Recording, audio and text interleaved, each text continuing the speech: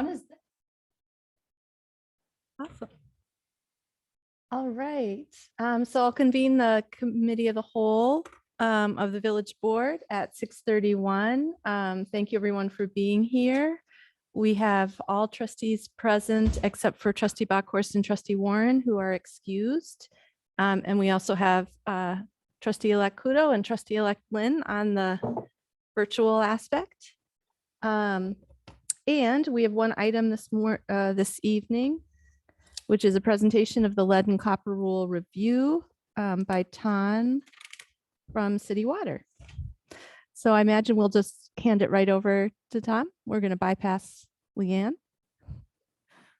And I think we'll have a presentation and then we'll have some time for discussion.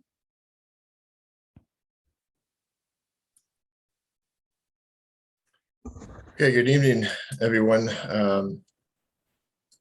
I can't really see the screen. I don't know if you see the presentation on your screen there. Oh, yeah, co-host. Make him the co-host.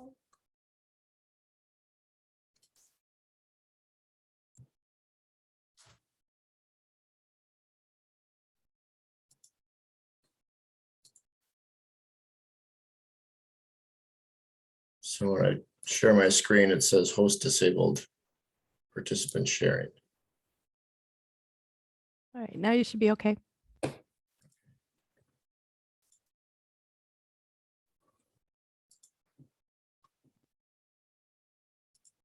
We can see it. Okay, let me see if I can get this full screen then. Okay, thank you everybody for allowing us to come before the committee of the whole tonight to give you a presentation on the new lead and copper rule revisions and the review that's going to be impacting the Shorewood water utility here in the next couple of months and years moving forward. So in talking with Leanne, we just kind of wanted to come before the committee today to kind of give an update to everybody and just kind of let you know what some of the, I guess, this new rule revision is going to mean to the utility and some of the hurdles that we'll have to kind of jump through over the next couple of years. So in June of 2021, the EPA published and approved the lead and copper rule revisions for all public water systems. And that rule revision is focused on making sure that communities are identifying their lead service lines, both public and private. They're putting an emphasis on public water systems removing any lead service lines that are in their system, again, public or private. They want to improve the system testing that we're doing and the sampling that we're doing and reporting to our customers. And then also they want to improve the customer communication and that flow of information to kind of make sure that our customers are knowing if they have a lead service line, and then what are some of the things that they can do to help mitigate or reduce their lead exposure. So based on the 2021 Wisconsin Public Service Commission annual report, something that everybody has to file every year, we have to identify how many water service lines we have in our system and then what materials that they're made from. And we've got a little over 3,500 water service lines in the village of Shorewood. Approximately 84.5% of them are lead services on the public side. And what I mean by the public side, for those of you not familiar, if you look at the picture here, the public side is the lead service or the service that runs from the water main to what's called a curb stop or a service valve. And that service valve is generally pretty close to the property boundary. Sometimes it's in the terrace area between the sidewalk and the curb, but it's close to the property boundary. Well, that service line is the line of demarcation. So anything between the main and that service line is the public side. Anything after that service valve is the private side. So like I said, 84.5% on the public side are lead service lines, and over 90% of the service line material on the private side is of a lead material. So you can see that the overwhelming majority of service line materials that we have in the system today are lead. And Shorewood Water Utility has been replacing water mains for a number of years now, kind of on an annual basis. It's either part of the biannual road reconstruction project where they were replacing the water main. As part of those projects, those are done on even calendar years, or on odd calendar years, they'll do a standalone replacement outside of those road projects. So last year was an odd calendar year. We did Friedrich right behind Village Hall. If you remember, that was all torn up for most of, I think, June and July, as we replaced the water main and replaced the public side laterals as part of that project. The municipal lead service replaced, like I said, we replaced those as part of the water main project. And since 2016, Shorewood has offered private homeowners the ability to replace their private lead service lines under the village contract. And why kind of say what's unique about 2016? Well, everything was kind of breaking with Flint right around that time, 2015, 2016. And a lot of other utilities then started to offer that private side lead lateral replacement as part of a water main replacement project. Our overall participation rate since 2016 has only been about 21%. So you can see on some years we didn't have anybody take us up on that offer. But on some years, our 2019 Woodburn water main relay project, we had over 50%. So really kind of depends upon where we're at and as private homeowners, if they feel it important to replace their lead service line or not.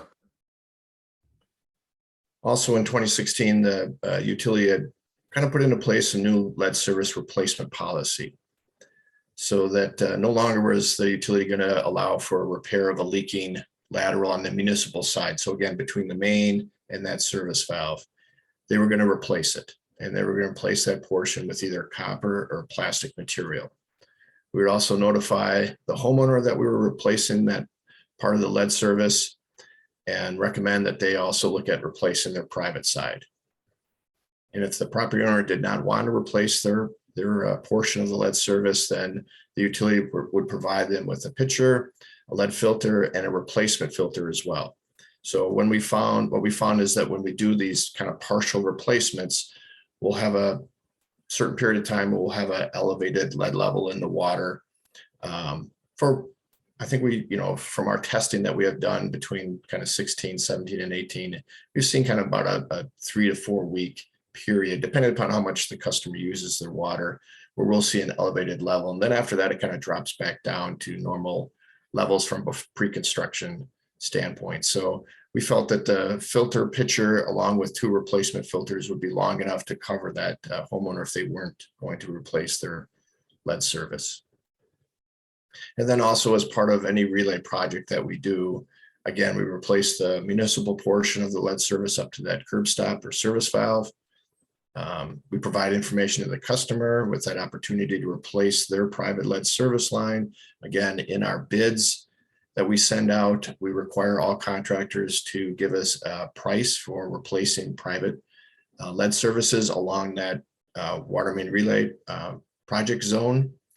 And we let the homeowners know what that cost is. And they've got the option to contract with the village to replace their private side lead lateral based on the unit bids that come back. And they can either pay it all at once, or they can do a 5-year payment with no interest.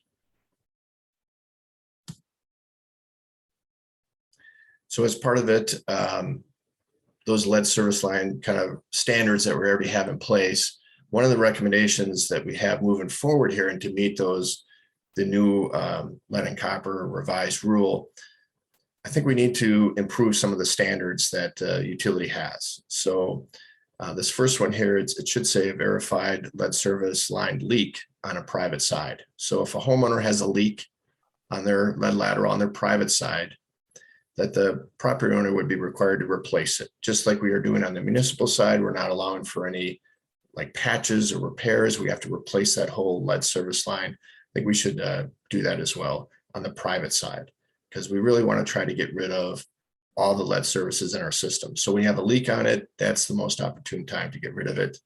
It also will help reduce that property owners exposure to a higher lead level if they're just trying to cut out a small piece and replace it. At the same time, if the utility side is lead, we would also replace the utility side of that lateral at the same time. We're not going to do partials. We want to kind of have the whole thing replaced. Any private side lead service lateral replacement, the homeowner would be required to install new isolation valves, both before and after the meter that's inside their home. From our meter replacement project over the last year or so, we've noticed that we have a lot of really old isolation valves, and we've had a lot of problems with trying to get them to shut off and work. And so we don't want somebody to kind of come back in, replace their private side lateral and go back into these old valves. We want all new isolation valves. So we want to make sure we put that into the code. And also we want to have in there that the property owner should also install or must install a meter horn, which is called meter setting. That'll help in another 20 years when we have to go through another meter change project. Just it's a nice way of making sure that the meter is easily accessible, the valves work on it, and we can get it in and out in a timely fashion. And the third thing that we have on there is working with the building inspection department. So right now, the majority of homes in the village, the electrical system is grounded to their water service line. So we want to work with building inspection to have them kind of tell us what they would like us to do when we replace these private side lead laterals. Do they want, if it's a copper service that's put back in, can they ground to that new copper service, or do they have to go with a new grounding rod? If it's a plastic material that they put in place, they definitely would have to install a new grounding rod as part of the upgrade.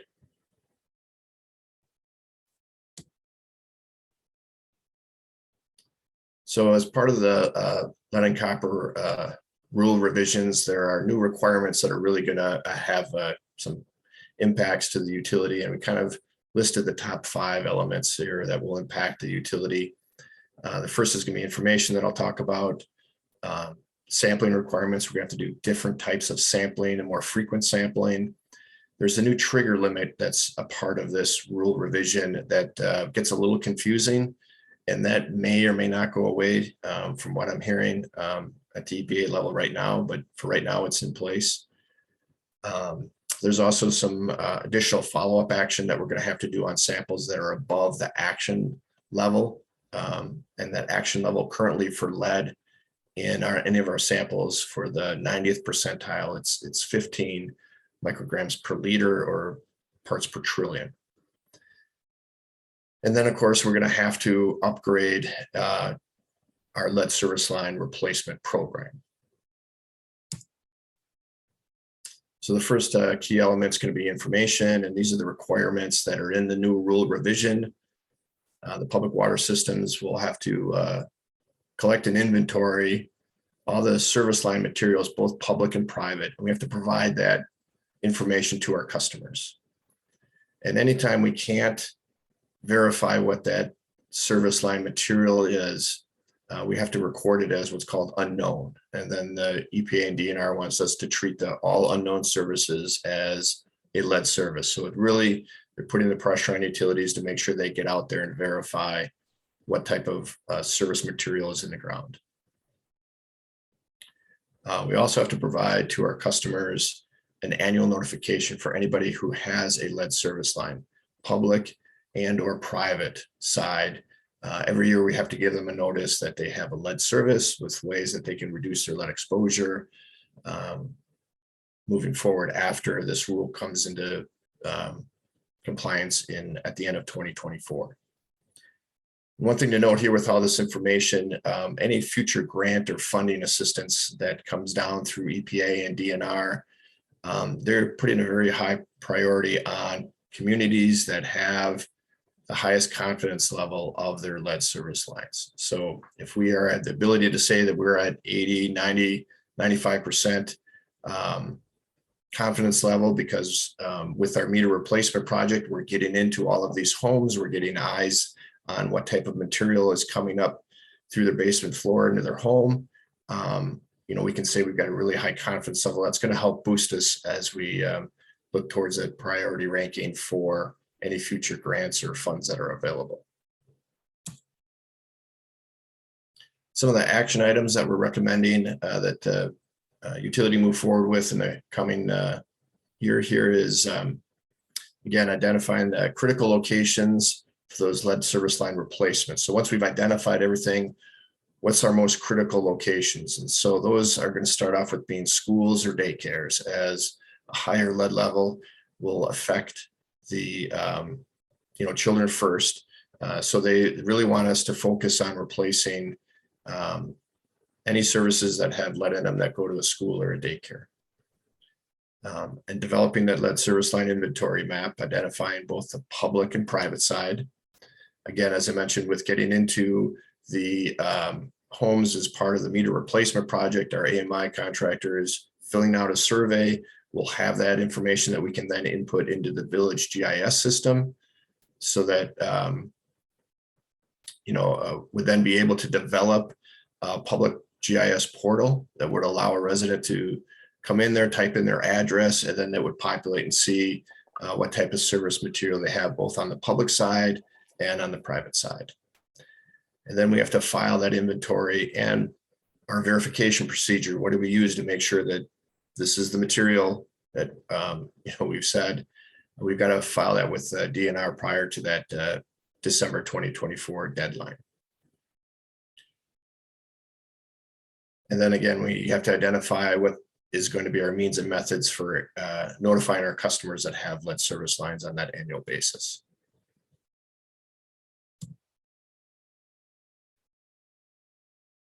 The second key element here that I mentioned was a sampling. And I'm going to kind of jump down here to the bottom of the slide just to kind of give you an example of what we currently do. So under the current lead and copper rule sampling requirement, we have to sample at 30 locations around the village, and that's based on population. So that's not going to change. It's still going to be 30 locations. Currently, we perform sampling once every 3 years. The last time we did it was back in 2020, so we're going to have to do it again here in 2023. It's kind of, we're going to be doing it the old way until this new rule again becomes compliant in 2024. And in that sampling method, we do what's called just the first liter draw. So at the locations where we're taking the sample, the customer has to let their water sit stagnant in their service line for a minimum of 6 hours. Usually we tell them, first thing you do when you wake up in the morning, you go down there with that liter bottle that we provide them, and then open up the faucet and collect that 1 liter sample, put the cap on it, give us a call, and we'll come and pick it up. Well, now the new rule is going to require us to do what's called consecutive sampling. And we're going to have to do 5 consecutive 1 liter bottles that must be collected for a compliant sample. And then the first and 5th liter bottles will be analyzed by the lab to determine what the lead level is. That 5th liter bottle, the lead level in the 5th liter bottle will then be used to determine what our 90th percentile level is for the public water system. That's critical because our 90th percentile tells, that's going to trigger what we need to do, if anything, moving forward with the new rule. And the 90th percentile is figured out by, if we're collecting 30 samples, we're taking the highest 3 samples, and those are being, I don't want to say ignored, but kind of being ignored. And that 4th highest sample, that is our 90th percentile. So depending upon what our 90th percentile is, if we're over that action level of 15, which is the maximum contaminant level, then there's a whole bunch of things that'll trigger for us to do. And I'll get into some of the other requirements that we need to do if we're above this trigger limit that I talked about earlier. The new rule is also going to require us to do semi-annual sampling, potentially. And so in 2025, we're going to have to start to do semi-annual or annual sampling, depending upon what our 90th percentile is of that 5th liter sample. And then we also have to do additional sampling. So public water systems are required to collect additional samples at 20% of the elementary schools that are in your community and at 20% of the licensed childcare facilities. And samples at secondary schools must be collected every 5 years upon request. And that's regardless of whether or not they have a lead service line. They're just, again, as I mentioned earlier, because this has the biggest effect on children, they want to make sure that we are regularly testing any school or daycare that we have in our community.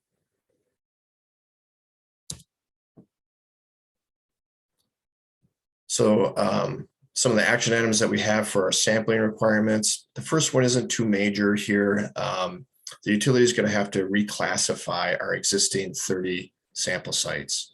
And that's not going to be too difficult because they're all what's called tier 1 sample sites, which means they have a lead service on the public side and a lead service on the private side. The new rule is going from our old way of classifying sample sites is from 3 to 5. So because we have so many services that are all lead, the majority of all of our samples will be in tier 1. So that's not a big issue.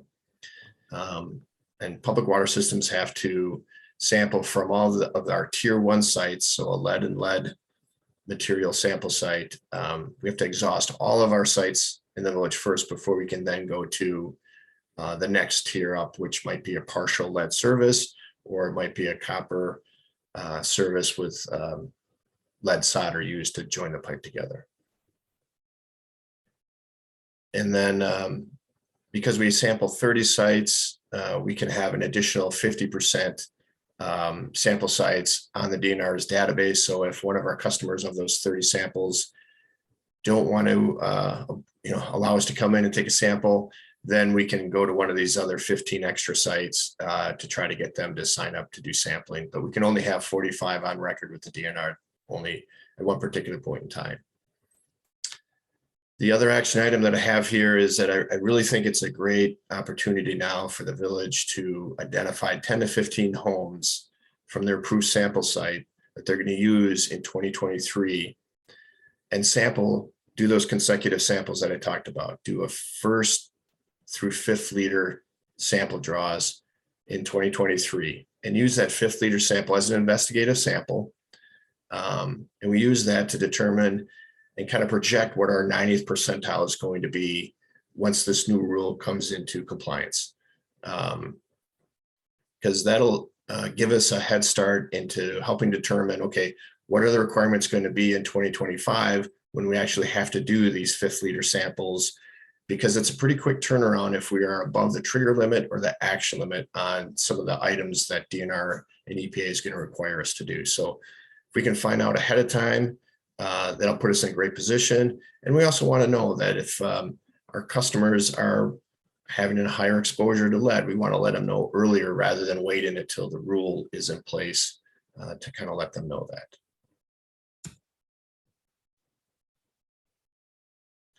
So this new trigger limit that I mentioned, it's a little confusing.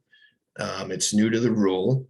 The current maximum contaminant level or action level, again, is 15 micrograms per liter or parts per trillion. The trigger limit is below that, so it's now at 10. So really, the reason I think that they put this in here is that they're trying to make sure that utilities don't try and like treat their way out of this rule, because ultimately they want us to remove all the lead services. So this trigger limit is at 10. If our 90th percentile is above the trigger limit, then the public water system will be required to could be required to conduct a corrosion control study by the DNR. And normally they would be required, but because we're a consecutive system with the city of Milwaukee, they're still trying to figure out whether or not they're going to make consecutive systems do that, because we don't have any control over how much corrosion control is added to the water when it's treated. And then if our 90th percentile is also above that trigger limit, we're going to be required to perform annual replacements of lead service lines. And that's going to be both public and private. They're not going to allow us to do any partial replacements anymore. So, and right now, the rule just states that it's up to our primacy agency to tell us what that percentage is going to be. DNR is our agency here in Wisconsin. They haven't come out with what their percent replacement is going to be in this case. Well, Shorewood's never had a current sample from what we've done in previous lead and copper sampling of the lead level exceeding 15. We have had one that was at 15 in 2020. And given the number of lead service lines that we have throughout our system, it's reasonable to assume that that 5th liter sample is going to be very close to that or exceed that trigger limit. On some of the studies that EPA has done leading up to this point, they've seen an increase in about, they're estimating about a 30 to 40% of the utilities are going to see a spike in their 90th percentile. And so we had 3 samples in 2020 that were at the trigger limit or above it. So it's that next one, that 4th one, if that's over the 10, I think that, we're going to be required to do some of the things here I've talked about, especially start replacing both public and private lead service lines. So the action item for this is, again, use that 5th liter investigative sampling next year to help us predict what that 90th percentile ahead of the compliance date so that we can start planning for that, making sure we're budgeting for it. We also want to make sure that we're investigating the protocols to help our customers identify sources of high lead lateral, that is, our high lead levels in their water. That's another new requirement of this. We always have to give our customers kind of a ways to help reduce their exposure, but there's some more things that EPA and DNR want us to do out in the field to help our customers as well. And then also we need to start to develop standards for an annual lead service line replacement program.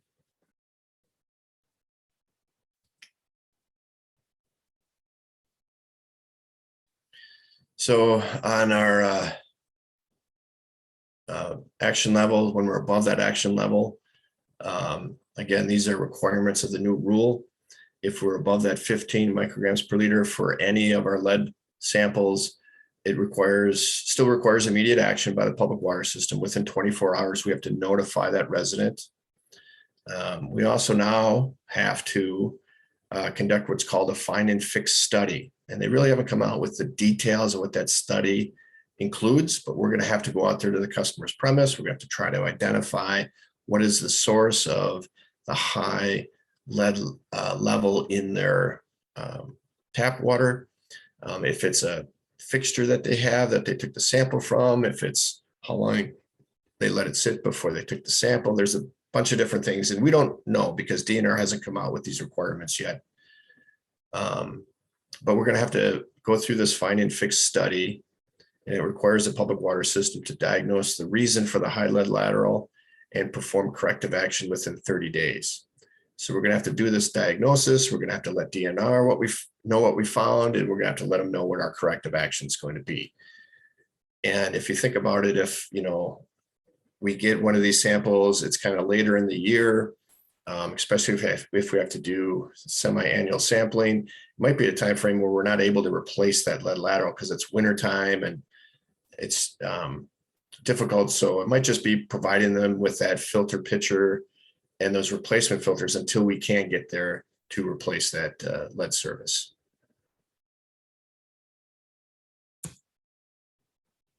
So some of the action items that we recommend here with this one is, again, just kind of work with our DNR representative, kind of keep close tabs on a lot of they'll come out with webinars, seminars for us to attend to help walk through what a find and fix procedure is going to be and to help immediately reduce that customer's high lead level. And then also we need to develop new customer communication and follow-up protocols for homes with those high sample results.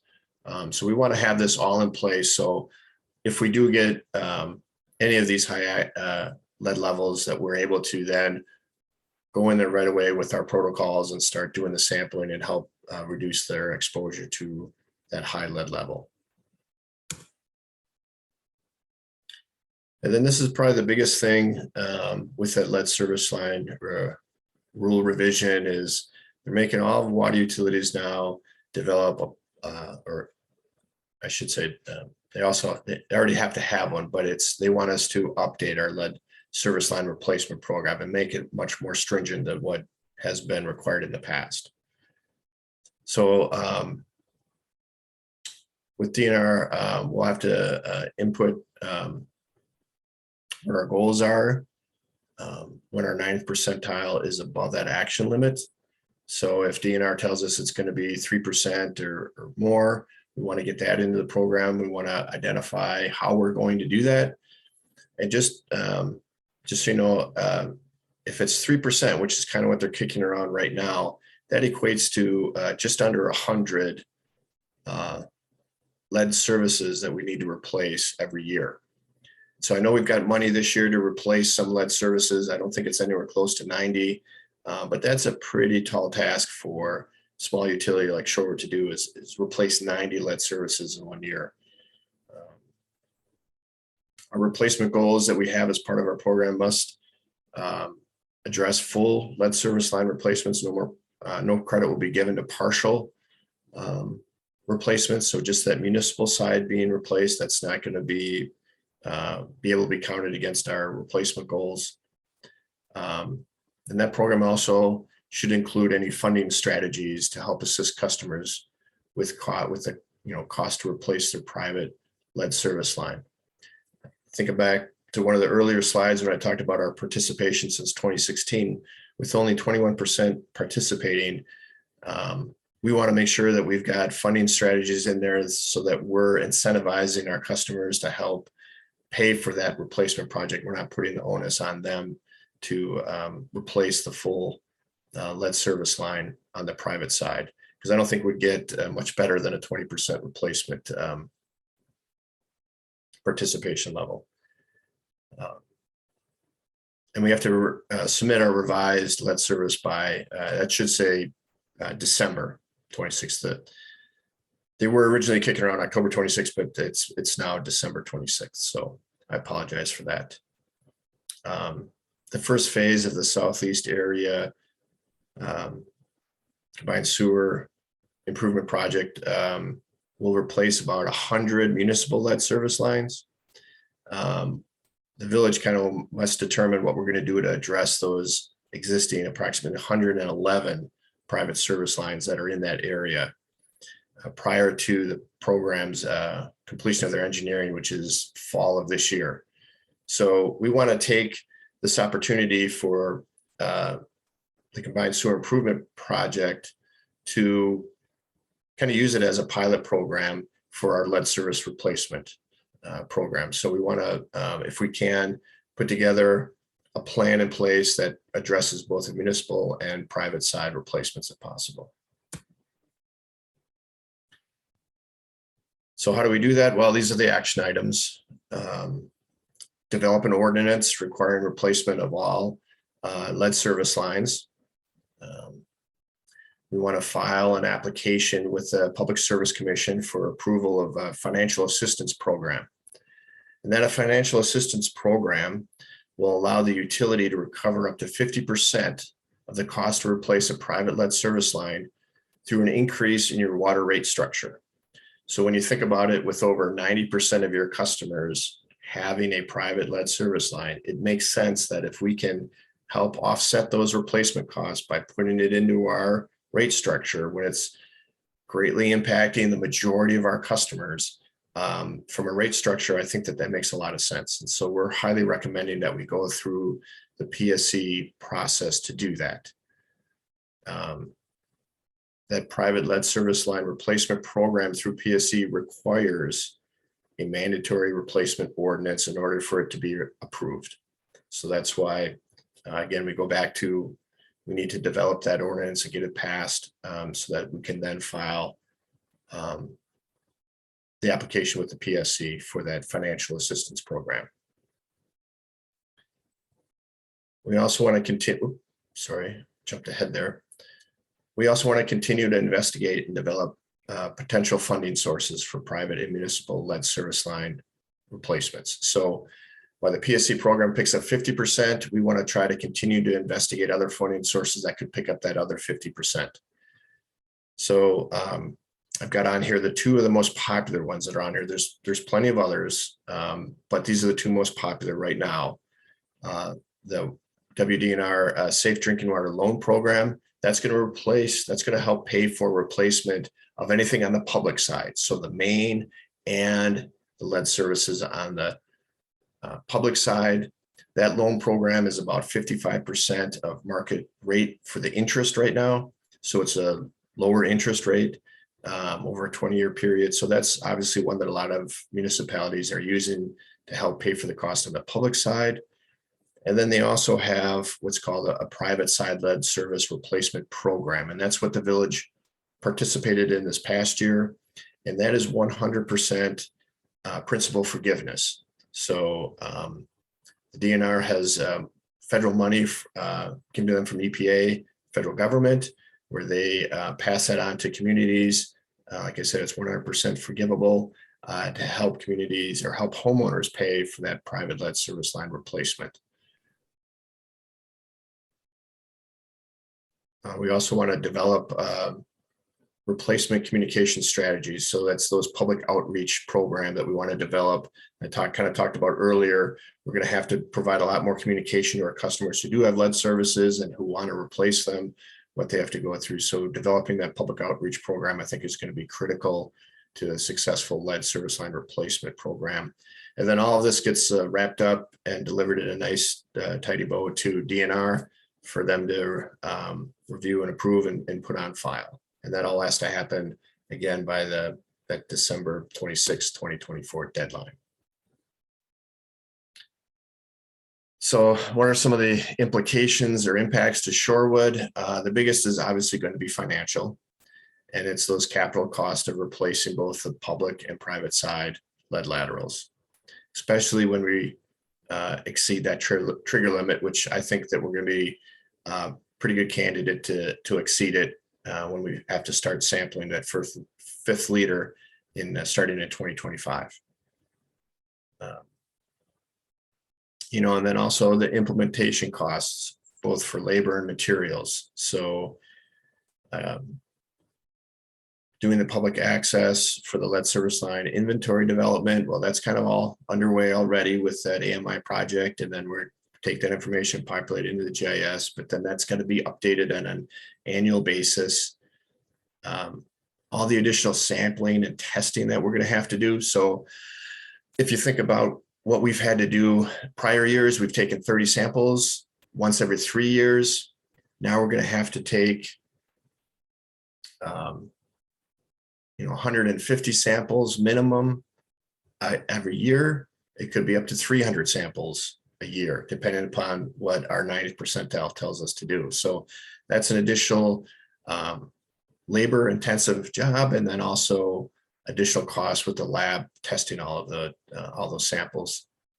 And again, developing and making all those customer communications, and then making sure that we're following up with all of the DNR and PSC reporting requirements as part of this program as well. The organizational and administrative impacts, it's definitely going to be an increased amount of utility administration hours, be a lot of increased utility field hours as part of this as well, and also increased financial department hours as we're looking to budget and then reimburse customers for payment or reimburse contractors for payment of those lead services that were being replaced. So a lot of impacts over and above what we're already doing in the water utility as well. So action items that we have for the impacts, again, we want to make sure that we're developing an annual budget for lead and copper revised rule requirements. Those increased water samples I talked about, the increased public communication, the additional labor costs. The biggest is going to be that annual construction cost for both municipal and private side lead lateral replacement. We have to make sure that we're getting that in the budget and we're getting the right budget number in there. With problems that we've seen over the last number of months with supply chain and material issues, those costs keep rising every month, and so we want to make sure that we're kind of overestimating rather than underestimating. We also want to identify alternatives to provide necessary administrative and field support for the lead and copper revised rule implementation. So does that mean, are we going to add additional utility staff or administrative support to help meet all those requirements that we're going to have in front of us? We could also look for consultant support to implement the new requirements and administer that annual lead service line replacement program, or there might be another option that's on the table that's out there that we haven't really discussed yet.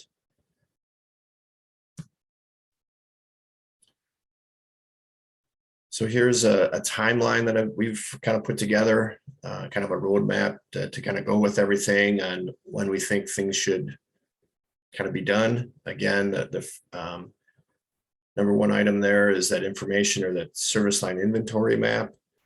We have that already being collected right now. We hope to verify that private service line material both in the second quarter of this year and then get that populated into our GIS by the end of the year and have some sort of a public search portal on our GIS system, hopefully in beginning part of 2023. Again, as I mentioned before, doing that investigative fifth liter sampling and sometime in 2023. So that when we start to look at the standards for that new testing limits, we can project what that's going to be sometime that last half of 23 into 24. We can then start to plan what we're going to need to do in 2025.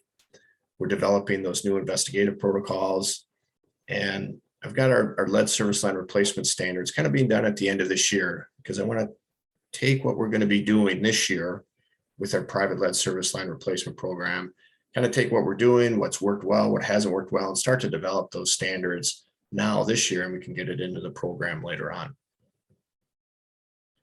And again, follow up on our high action levels once we're above that maximum contaminant level. Again, we can kind of push that off a little bit into 2024, mainly because I don't know if DNR knows what they want us to do just yet. So we'll take 2023 to kind of see how DNR plays out with that, and then we can follow up with that in the beginning part of 2024.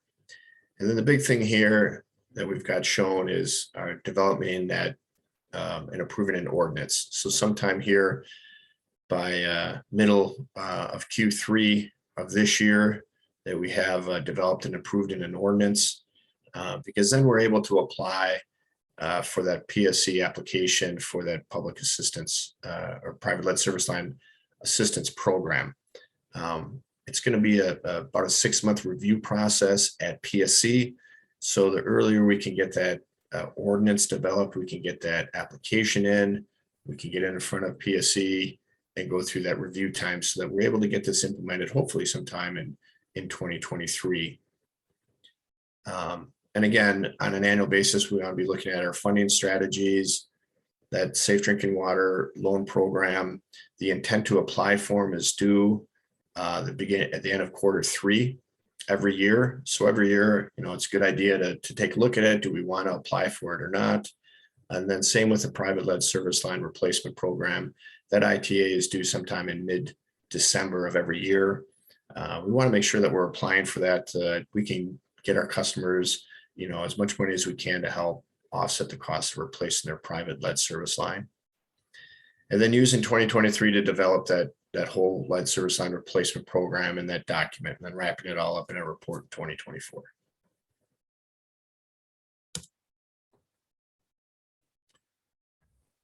So the last thing I'll leave you with is we went through a lot of information. I know I went through that probably pretty quickly. You probably have a lot of questions, but we still have a lot of questions. And EPA is telling us that, or they have announced that there will be improvements to the lead and copper rule or revised rule between now and the effective date of December 16th, 2024. Public water systems are going to have to be flexible in their planning to accommodate any future rule improvements or changes. And so while we can try and plan for everything that's in that revised rule today, I think that there's going to be adjustments that we're going to have to make over the next year or two as they kind of figure out what they want to do. What I'm hearing, the biggest thing is that trigger limit might get reduced. So it'd be even harder for utilities to try to treat their way out of not replacing lead services. And then the action items that we talked about today are just kind of a roadmap for the village to use as a guide to come into compliance with the new revised rule. It's a proactive approach that keeps the health and safety of our residents in the forefront, and by providing safe and reliable drinking water to them now and into the future. So, we talked an awful lot, and if there's any questions, follow-up information, here to answer any questions. Thank you, Tom. So we Yes. have about 15 minutes left in this meeting, so we will open it up to questions. And anything that we don't get to can be certainly submitted or forwarded to Tom through Leanne, and we will also be having this on future agendas as well for additional discussion, obviously. So thanks for that overview. I just want to ask a really basic clarification question that basically all of this is being driven by federal legislation, right? To get us into compliance, have us be ready to, be compliant in 2024. Is the bottom line that people really need to be prepared to replace their lead lateral, or is it really around that trigger limit? So it's a really good question. It definitely, the regulations will be driven by the trigger limit.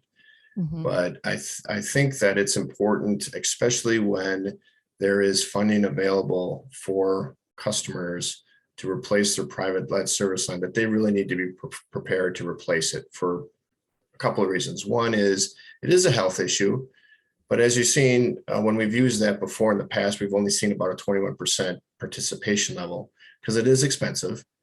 And why some people do treat it as a health issue, a lot of people don't. But I think it's going to be an infrastructure issue. A lot of our lead services in the village are 80, 90, 100 years old, and this infrastructure is not going to last forever.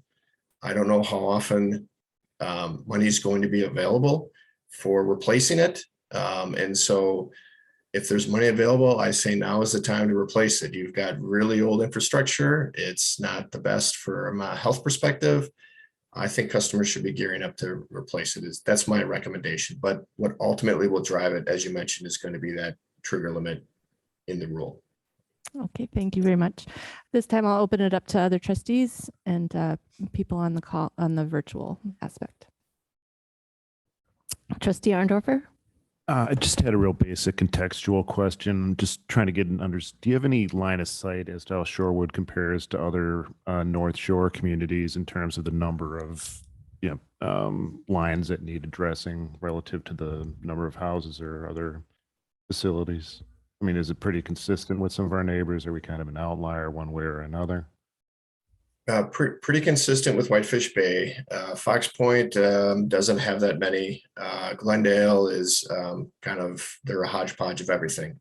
And again, Milwaukee has a lot of lead service lines as well. But I'd say that you're probably one of, like I said, similar to Whitefish Bay, but the 90th percentile is one of the highest that I've seen.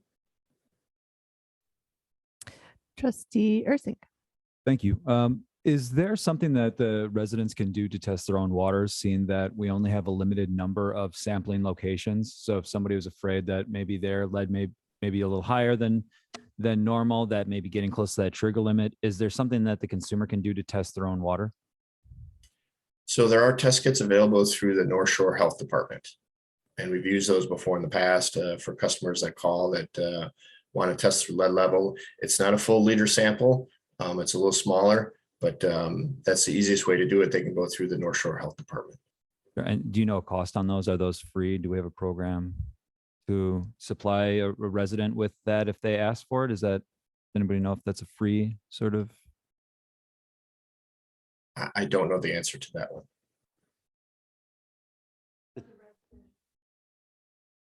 Got you. Leanne, do you know ballpark what that cost is? Okay.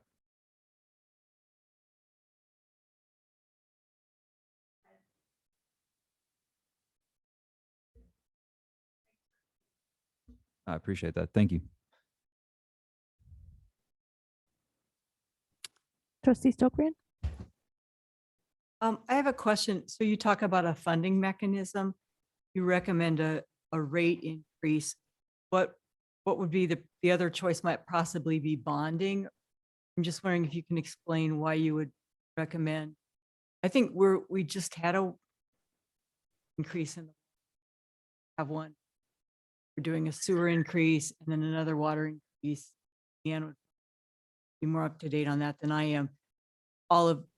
Mostly, I think, geared toward paying for our sewer increases, improvements.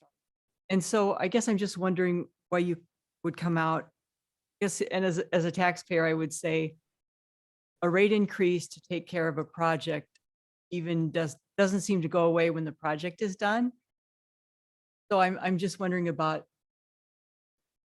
rate increase versus bonding or any other funding mechanism we would be on the table for.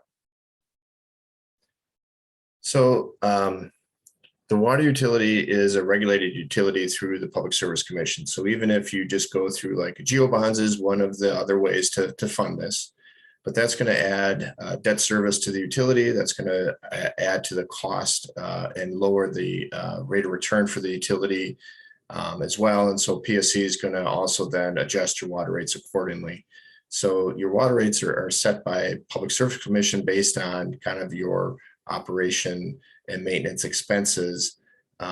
So whether you go through the geo bond process, it's going to have an impact on your rates anyways. And it's like I said, it's affecting 90% of your customers. And so having that spread through all your customers kind of, I think makes sense because it greatly benefits all of them. And it's going to happen one way or the other. Now, going through that application, I think that water rate, when they all are replaced, I don't know how many years we're going to go for here, but that can come off the water rates as part of PSC's review process. So again, it's just a matter of the mechanism you want to go down and what PSC is going to say. So I guess I don't understand the last part you said. What would go down on water? So if you go, will the PSC look more favorably upon you in giving you money to help with the problem if you do it through the water rates? Yes. Okay. Yep. Would they you more will. likely to get funding? And so the Funding, yes, from a priority ranking standpoint, that gets us extra points as well. And it kind of moves us up that list for priority funding to help kind of offset those costs. because we're willing to go right to it. And I mean, it would just obviously your cash flow.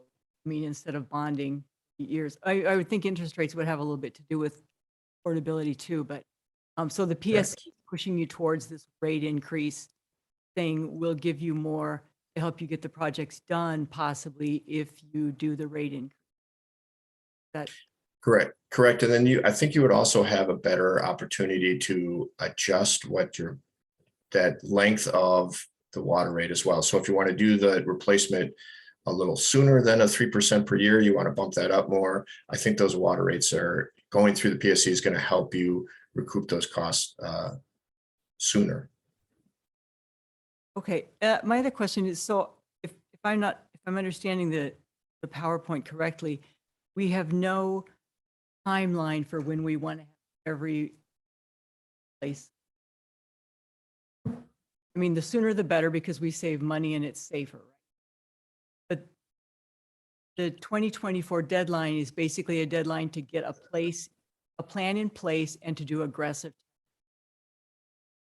That Correct. Yeah. The lead and copper, or I'm sorry, the lead service line replacement program has to be in place by the end of December, because depending upon what happens with our testing in 2025, right?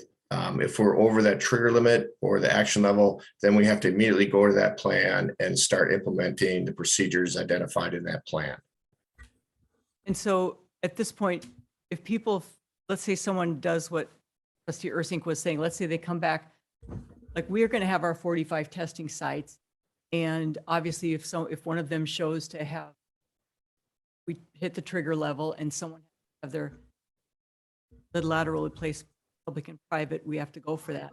If someone just comes in and says, I've done this on my own, and this test shows that I've got higher levels that meet your new trigger requirement, are we kind of out there not knowing how many, if someone came to us from the public and said, mine is above the level, are we kind of like out there not knowing how many we could suddenly have to do in one? I mean, could we, No, like if a lot of I was people, gonna, you know what I'm saying? yeah, so the EPA is only going to recognize the samples that we take according to their sample requirements, and that's that first through fifth consecutive draw sample. Somebody goes and they test it on their own. Again, they're not going to follow those sampling requirements. They're not going to have 5 1-liter bottles that they're filling up. The kit that comes from North Shore is going to be much smaller. So while their results might be higher and it tests what they have right there at their location where they test it, it doesn't meet the testing requirements that EPA is making us do. And so they wouldn't recognize that as a legitimate sample. And I guess maybe.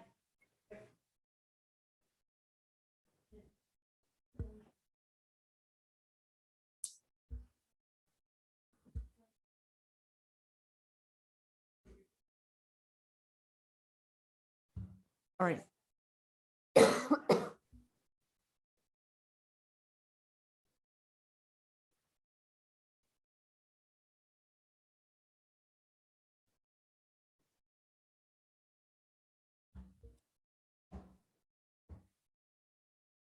And I guess the other thing I'm wondering if you have any background on this, I know it's probably not your area, but are we going to start to see this on when people list their homes for sale? Has your lead lateral been? That's just something that. I just want to check, Trustee Baldoff, did you have any questions? Because Trustee Ursing has already spoken.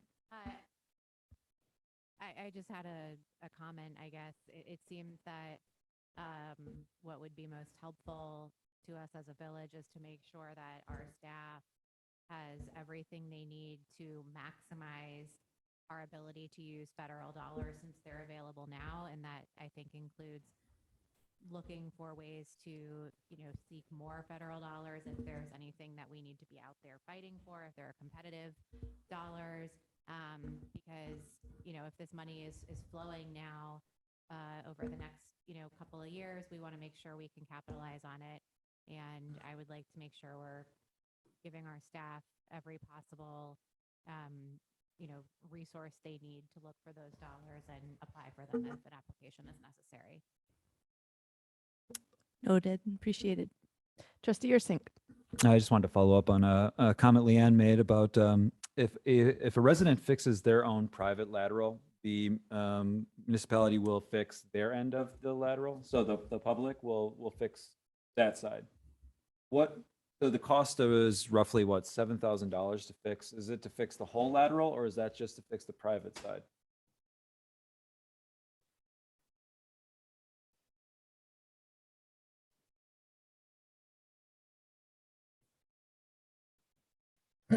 Leanne, are you answering that question? Yeah, she is. She's answering that. Okay. Yep. Yep.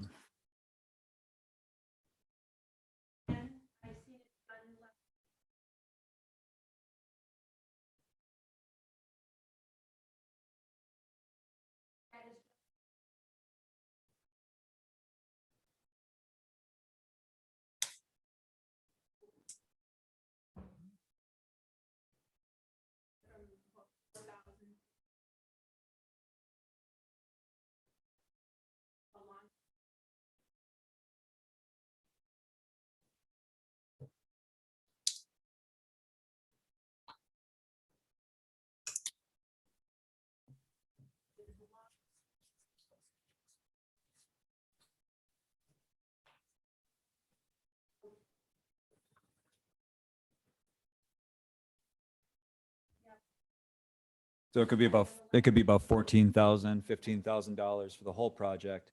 And are there standards right now in place for people that are fixing their own private, let's say I call a plumber and they come out to fix my lateral or my line. Is there a standard in place that we want to see in the village right now, or is there plumbing code covered? So, okay, so they could get quotes and it could be a much cheaper quote, but it's got to be the type of work. Okay, good. Thank you. Okay, I saw Jerry Lynn had his hand up a few minutes ago. I don't know, and I see Barbara Kylie Miller has her hand up.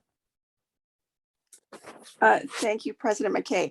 I just wanted to say that if someone in the courtroom speaks, as Leanne just did, if they're not in front of a microphone, it cannot be heard by those of us who are viewing this virtually, and so it won't be part of your recording either.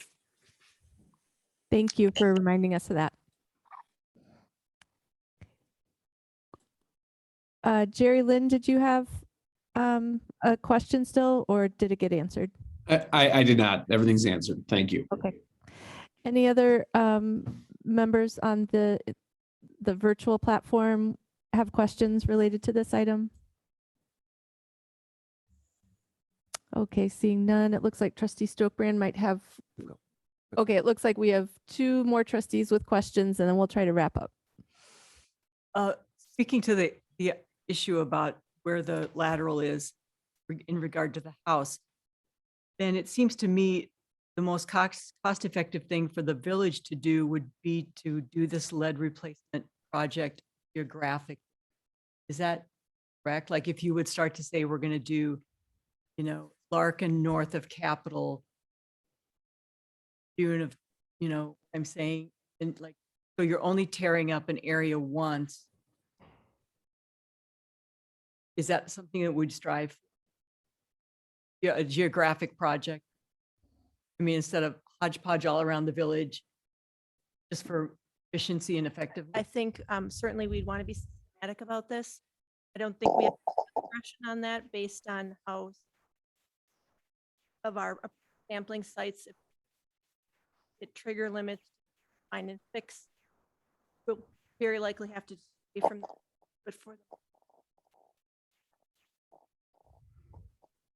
Trustee Ursink. I apologize. My last question is, if there was a resident that wanted to fix their own lateral, is there funding they can come through? Are there programs through the village that they can get assistance or a grant funding, any kind of programs like that through the village to help them financially? Leanne? do not have that's one of the items that we, 50%. that's going to be part of your lead service. Got it. You How you guys- got it. Okay. Thank you. So, Trustee Arndorfer, so what are next steps here? We're going to break down steps. Probably on a regular basis.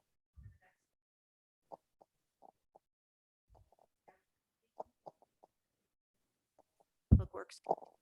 Mhm.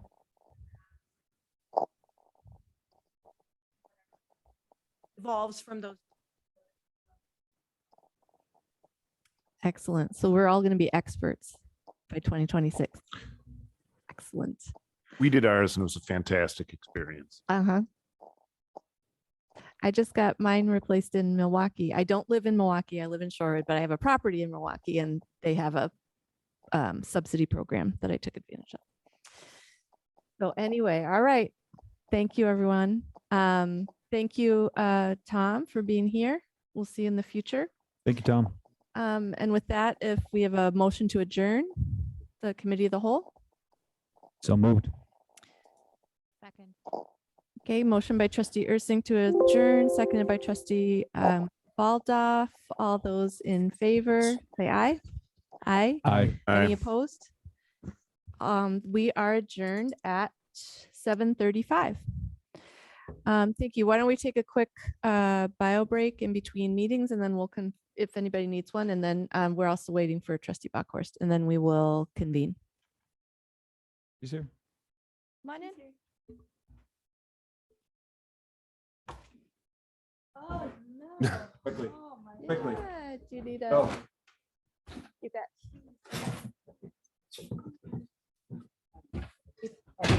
Hello. And we, there was some stuff. Great, though, right? I mean, I think it would encourage more. But it was like just you know, or something you could pay over time. I think we might have, The alternative. might have been. But like the dude I knew. You know? Oh, Everybody's I got it. I mean, I'm I did the good. math. I was like, look, I believe this first. 35. Letter out. 21 million. Oh, well, there you go. I sign yours? No, yours is perfect. Okay, great.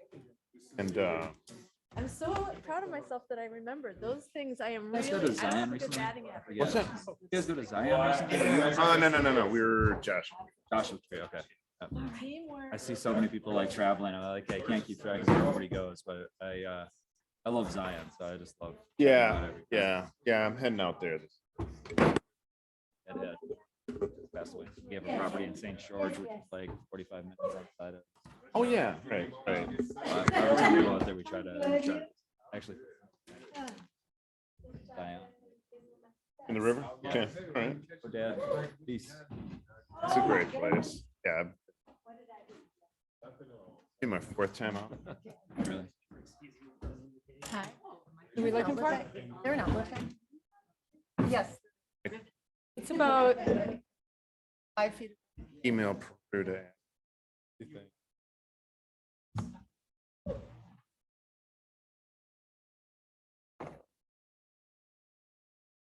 That would've been nice. They don't. They might. I don't know. There's no. Yeah, could have been. Wouldn't that be perfect? How are you? Following? Oh. Like, it's. Oh. I'd like to call the village board to order at 7:40 p.m. All trustees are present and accounted for. Thank you in advance for your time, talent. Oh, I am not talking into the thing. Take two. Okay. Oh, I would like to convene the village board at 7:40 p.m. All trustees are present and accounted for. Thank you to everyone who's here, and I thank you in advance for your time, talent, and patience. Because of the hybrid meeting format, it's very important that we speak directly into our microphone so that if you're speaking and you can hear yourself, then it's working. And so we may take breaks to correct that as we go through the meeting because we're still learning. I think the next question I have is a statement of public notice. Has this meeting been publicly noticed? It has been publicly noticed in accordance to law. Excellent. And I would like to welcome our new village clerk, Harold, is online tonight. It's great. And thank you. And Attorney Polk is sitting in for Attorney Bayer. So welcome this evening. So we have item 4, special order of business. And I'm going to request that we take 4B before 4A because it is a shorter item. So 4B, Bay Bridge presentation, mapping racism and resistance in Milwaukee County. We have a guest from Bay Bridge in our neighboring Whitefish Bay. Yes. So if you can come and state your name and address for the record, please. Ann O'Connor from Bay Bridge, which is in Whitefish Bay, where I live, 5838 North Shore Drive. So I'm here to invite you all to an event next Wednesday. Am I allowed to leave handouts? Sure. Oh, yeah. So the event is a presentation of a UWM project called Mapping Racism and Resistance in Milwaukee County. And this project will be presented by the project team of Ann Bonds, who's in the Department of Geography, Derek Hanley in the Department of English, Reggie Jackson of Nurturing University Partners, who I'm sure you're familiar with. Or Lawrence Hoffman of Milwaukee. So they're going to give us an update on where they are with this project, but it involves pulling all of the property deeds from Milwaukee County to discover where the racially restrictive covenants still exist. And as part of that, they're running a computer program to flag that language, but they will be making a request for citizen scientists to assist in that process of research. So they'll be talking about that then. And then I'm part of Bay Bridge. I'm a co-founder along with Kathy Werzer. And we are hoping to not only assist with this project, but also talk with different municipalities, non-governmental organizations, and the County of Milwaukee on how we as government and non-government entities can repudiate these restrictive covenants that still live on these documents. So they're no longer enforceable due to fair housing laws, but the language is still there. And so what do we do about that? So we are drafting a resolution that you may see at some point that could be adopted by Shorewood and hopefully other municipalities to formally denounce those restrictive covenants. A lot of this is based on a project coming out of Minneapolis called Mapping Prejudice, and there they actually also established a separate nonprofit entity. The audio on your computer needs to be turned off. That assists homeowners. Covenant. So this is all developing as to what we're going to do with this information as it becomes available. But I invite you, you can attend either in person or virtually next Wednesday, April 27th. If you're in person, that's Christchurch Episcopal on Lake Drive in Whitefish Bay. And if you want to register for the virtual, you can go to our website, which is baybridgewisconsin.org, or you can just Google baybridgewisconsin.org and racism resistance, and that should come up. Well, sir. I also want to thank you for the conversations that your community has been having on housing. I think it's been really helpful for us to pay attention to that conversation as well, and that's something other municipalities do as well. So thank you so much. Appreciate it. Thank you very much for the work that you're doing. And yeah, we can take, you can. Sure. Okay. Thank you. All right, thank you for that change in the agenda. Item 4A, Wisconsin Department of Transportation review of Lake Drive parking study. And just a reminder, it's really tempting to look, but if you go away from the microphone, it doesn't pick up on the recording. So we'll encourage you not to make eye contact with the board. Just look at your microphone. Okay.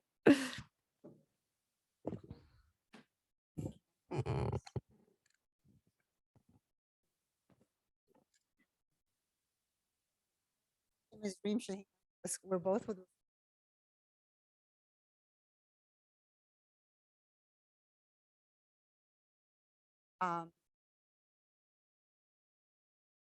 I do recommend.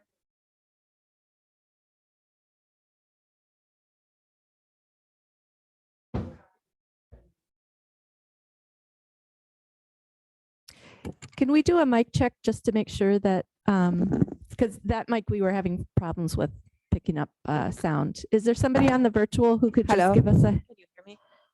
Hello? Yeah, so if you have to be like that close, just so you know. Okay.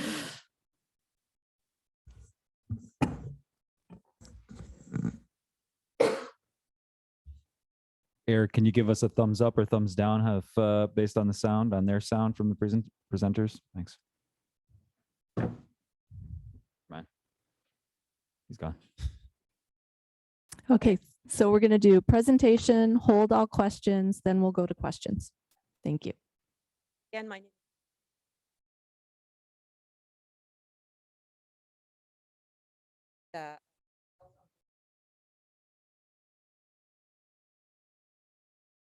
Would probably talk in a little bit. Yeah, you don't have to look at us. It Yeah, don't look messes at the us whole enough. thing up. I apologize Hard for to that. get used to it. It's so Yeah. strange. I know. We won't take it personally. Okay, so this is the project location as you see on the screen. It's about 1.3. It's from the limits of Kensington Boulevard all the way out Edgewood Avenue. The project, as you know, it has a posted 30 miles per hour, which is considered low. The traffic volume from north edge was 1,000, and that was done in house of Boulevard 1,000. Again, so I'm going to start with showing the purpose and need. So the reason for this project is it exists. So the paved place, and also we learned from the village that they have underground facilities that are upsized, and also to test by pedestrian stretch and also see what's on looks like. So the current proposed improvement are pavement construction or pavement replacement, including the curb and gutter and ramps, so that we upsize also the currently the construction estimate is $1 million. That includes the driving lanes are federal and state funds, the parking lanes are village funds. And this project highway for village of highway. Current existing typical sections. Just want to make sure that the limits are again far to and the only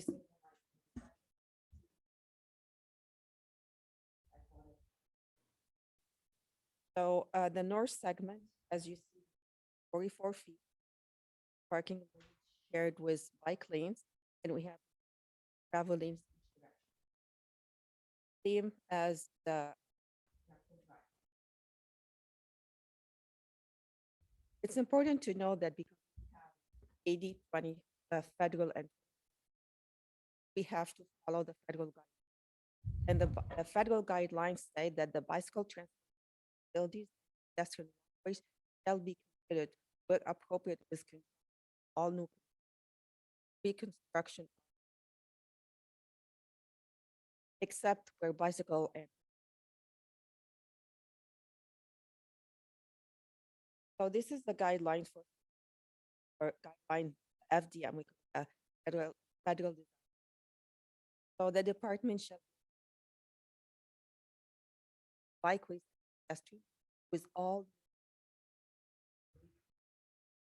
funded partial or total or federal. So if I kind of go and so combined gonna be minimum of 13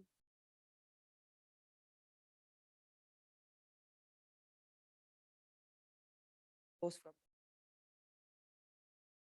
all the way to the bike.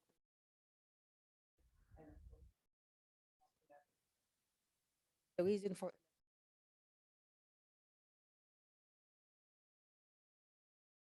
again our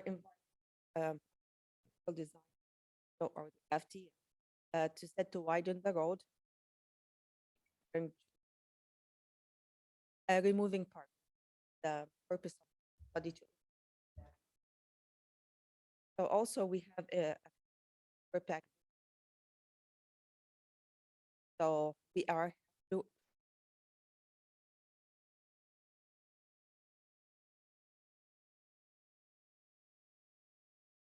so this is the local guideline. Forward pedestrian add bicycle jog line walk also Shorewood I think the Jarvis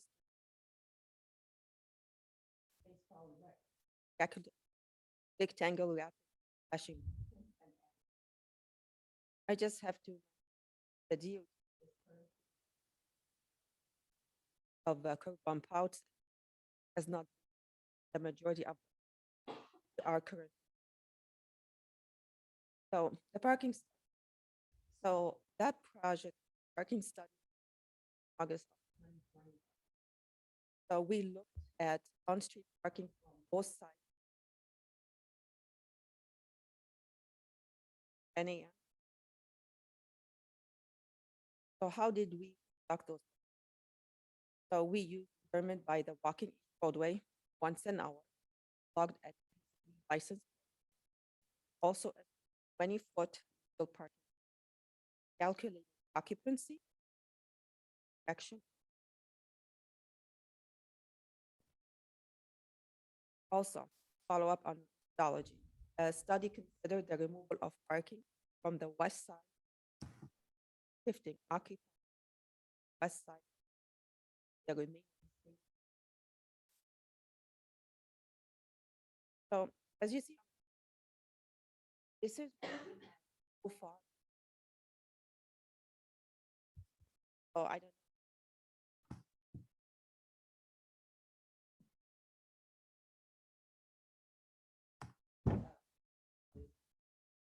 Available.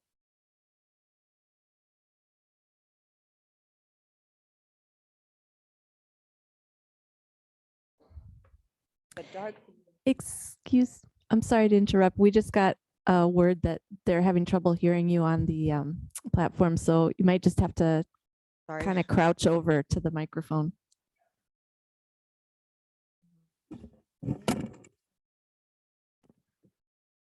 Okay, can this be better? Can they hear me better? Yeah, if you can hear yourself, then they can hear you.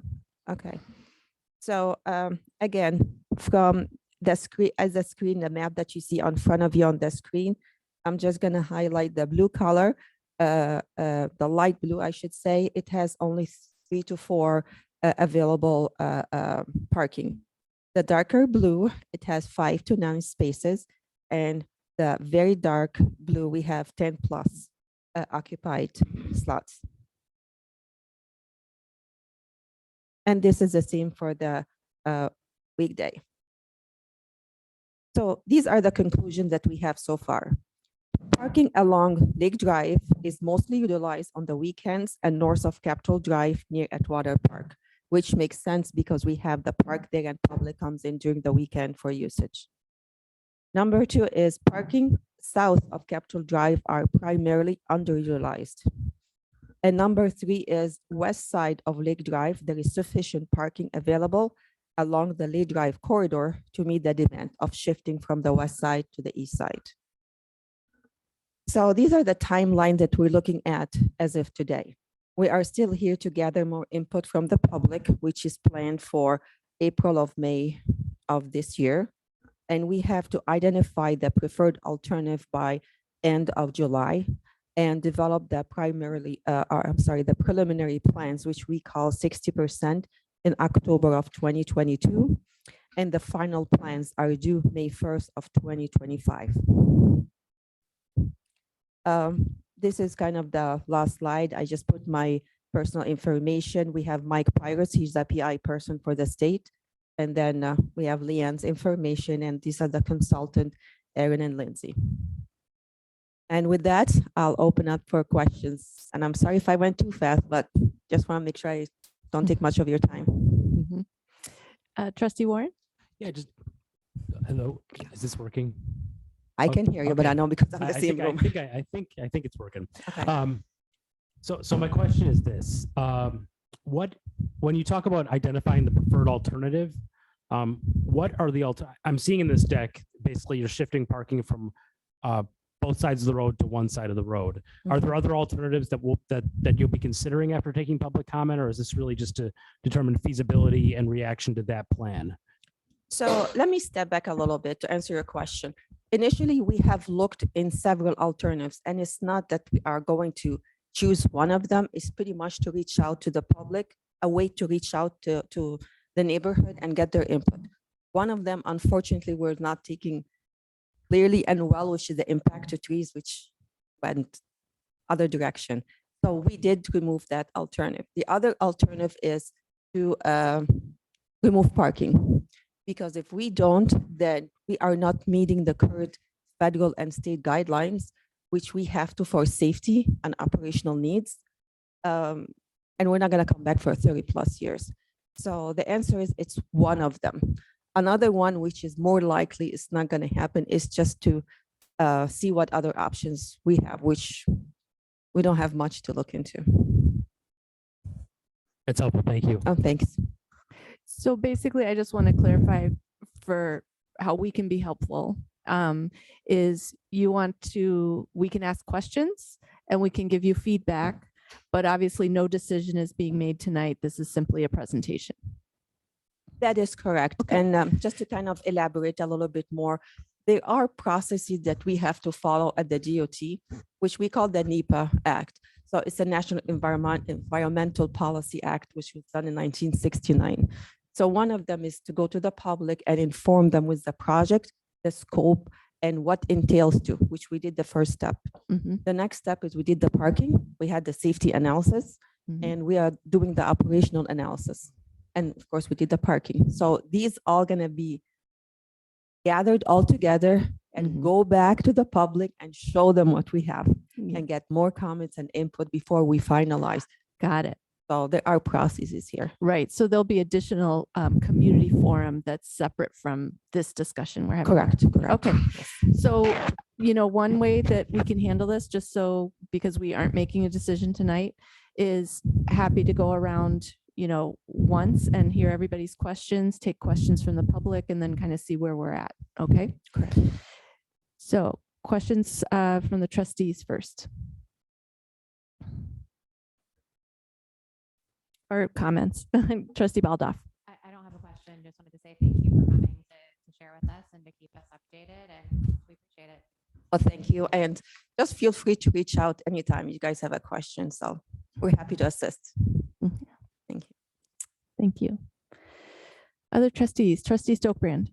So is it fair to say that replace in place we prefer is still on the table? It is still on the table. Nothing has been eliminated. We can't eliminate as of today. We just have to go through the process. Okay, and I'm just wondering, for the people who could possibly lose parking in the house forever, how would you let them know that you have decided parking on the side of Lake? I believe framework you're using is there's enough parking on the east side of Lake Drive to meet demand for at-water parking. The slide that you have in front of you is the entire segment of the project, not just at Water Park. So if anyone lose the parking in front of their homes, there is on the east side, it's not directly to their home in front of them, but there are plenty of space for them to use. Okay, I understand that that's your, I'm just wondering, because input from those people is so important, at least at village level. Yes. How would you let them all know that you've decided that parking is sufficient across the? So we're going to be holding another public information meeting. And these slides that you are seeing in front of you, we're going to hold one virtual and one in person. And we're going to be sharing those exhibits. So all the members of the public are more than welcome to attend, either virtually or in person. And we'll share with them and explain to them in details what we are seeing so far. And they're going to give our contact information. So if they have more questions, we're more than happy to answer. Sounds great. How would you let them know about those meetings? We have the process to reach out like we did for the very first meeting. So we have a website. We send mailer. So we send mail to everyone's house. So we have that list. We also reach out to Leanne and Rebecca and give them the info. So if they want to put it on their village page. So we put some postage anywhere like Sendix or something. So we make sure everybody's covered. Okay, so just to be clear, before the virtual and the in-person, every resident on that corridor will get a mailing to their home. That is correct. And I guess I'm just wondering, so the it's not your area because it doesn't matter to you. What happens if people aren't parking on Lake Drive? Because for us, our concern would be what happens to the traffic that's going to go somewhere. And I guess it seems to me that the assumption in conclusion is that everyone will just walk farther south, will park on Lake Drive, and they'll just walk farther south, no matter how far it is. And as someone who lives in the area, I would tell you that people will start to cross the street and they'll go farther than one block, they'll go many blocks. And so obviously for us at this level, pedestrian safety in that whole neighborhood is going to be a big priority for us. And that's not responsibility. That is one of my biggest concerns. Obviously, with the stop and go light at Capitol, that's the safest. But trying to funnel people to that safest spot.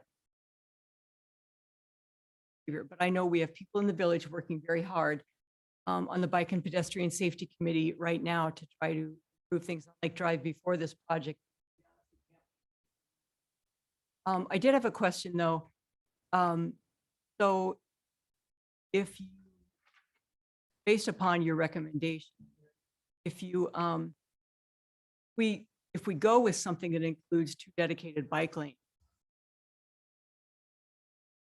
would anything be raised? Would there be a way if we found out it was dangerous, didn't work out, how permanent? I mean, obviously, if you put in bump outs, those are there for a long time. So I'm guessing at this point, the roadway is not going to become just a straight road like it is right now, because we'd be looking at enhancements, traffic calming and pedestrian safety. So it's not like, but I guess my question is, we're not going to be looking at something here where we can just change the striping in 2 years if we've decided it doesn't. We're looking at something here that's much more a major construction project. Is that your understanding? Let me just answer a little bit at a time. So first, if I may do a comment, we do care a lot, even though it's not our area, but we do care a lot. Number 2 is safety is our priority at the DOT. You are correct. Pedestrian walking distances is going to increase. And if that alternative decide to be the preferred one, we are going to find a ways to accommodate safely for pedestrian crossing, not just at the signalized intersection at Capitol Drive. One of them I can think of on top of my head is flashing beacons. So that can be looked at flashing beacons for the oncoming traffic that can alert them when a pedestrian is crossing so they can stop. So this is one that can be looked at and definitely we can be evaluating a little further. But wouldn't we pay for those? Actually, if it's been proven, not requested, that it needs to be part of the project because of the elimination and pedestrian, there is a possibility. Again, I cannot answer as of today, but we haven't looked at those for us to determine. One more question about funding. So you had mentioned that driving lanes are paid by federal, state, 80-20 split. Parking lanes are paid by the village. If we end up with only parking lanes on one side of the village, it sounds like a financial. Correct. Who would pay for the bike lane? We will. Who would pay? Yes, So DOT. that would be all in for the federal state match. Correct. So the village would be only paying for 1 parking lane on the eastbound. That's all. You. Thank you. Trustee Bockhorst. So thank you, Kathy, because the question I had was similar to the pedestrian crossing. Given that we're putting all the parking on the east side of the street, and it's not as impactful for the residents who are already walking over to the beach, but for the people who are parking on the, or who would normally park on the west side. So you had mentioned that if it is determined that the traffic mitigation or safety enhancements were needed, yes, then we, and what kind of time frame does the Wisconsin Department of Transportation usually take as far as determining this, and what's the process that the village would undergo? Meaning, like, is it a 5-year after X amount of years, or what kind of, I guess, just walk us. And do we have to petition? Is there a process? Is that, how is that that instigated or initiated?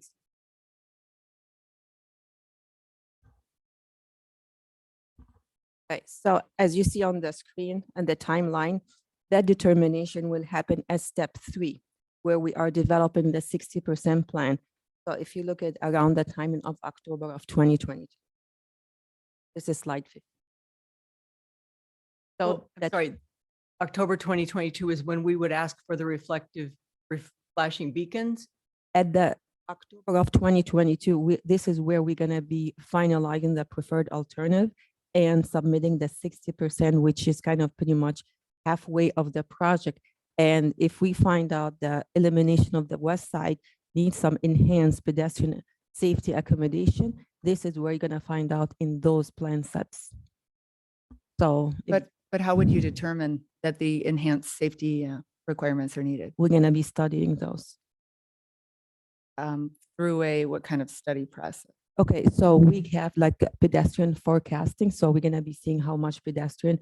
Of course, it's an average. It's not like number wise. And we're gonna be seeing similar roads, similar connecting highway roads.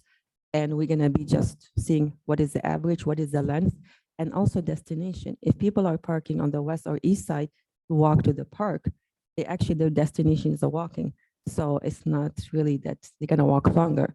It's the crossing that we need to look at and the distance between each crossing and the other. So if I have signal in Capitol Drive and I have flash and beacon, maybe have a 3/4 of a mile, that would be adequate. We'll go look into this.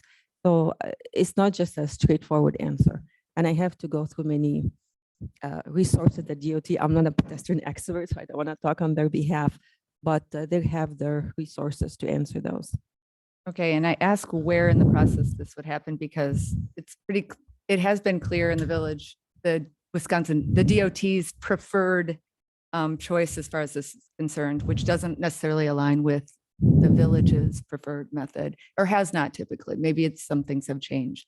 So I don't know.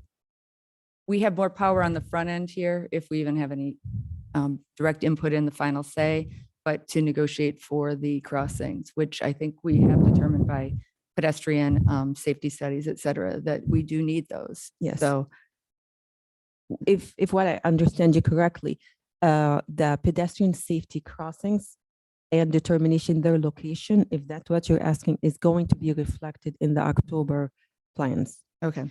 And this is then the village can review and give their input. I typically send it to Rebecca and Leanne, and they are invited to those meetings and they give their comments. And this is then we can further the discussion. Okay, thank you. Okay. And then it thanks. also sounds like when you have the community meetings coming up, there'll be another survey that'll be open for 30 days or something like that. So that would be a time when we can provide you with more data Correct. as well. Correct. I can give like an update about where we are. Great. Great, thank you. Other trustees? I just want to emphasize something. The DOT has not and cannot pick a preferred alternative as of today. It's I against know. the federal guidelines, so we Mhm. can't. Right.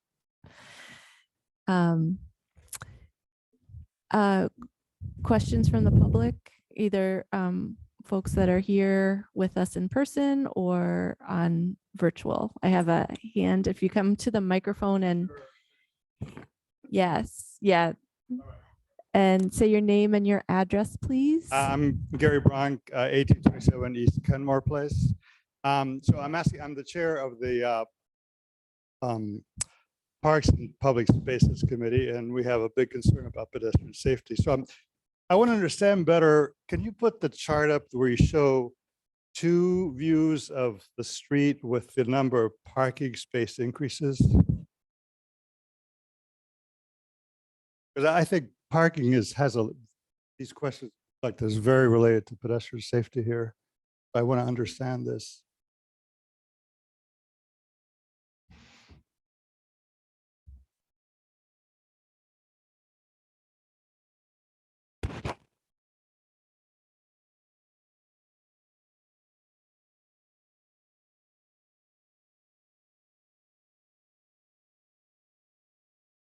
Right. So what I don't quite understand, what does potential increase in average occupied parking spaces mean? So you've determined already what the current average parking space is, and if it's changed because of demand, not because there's more space.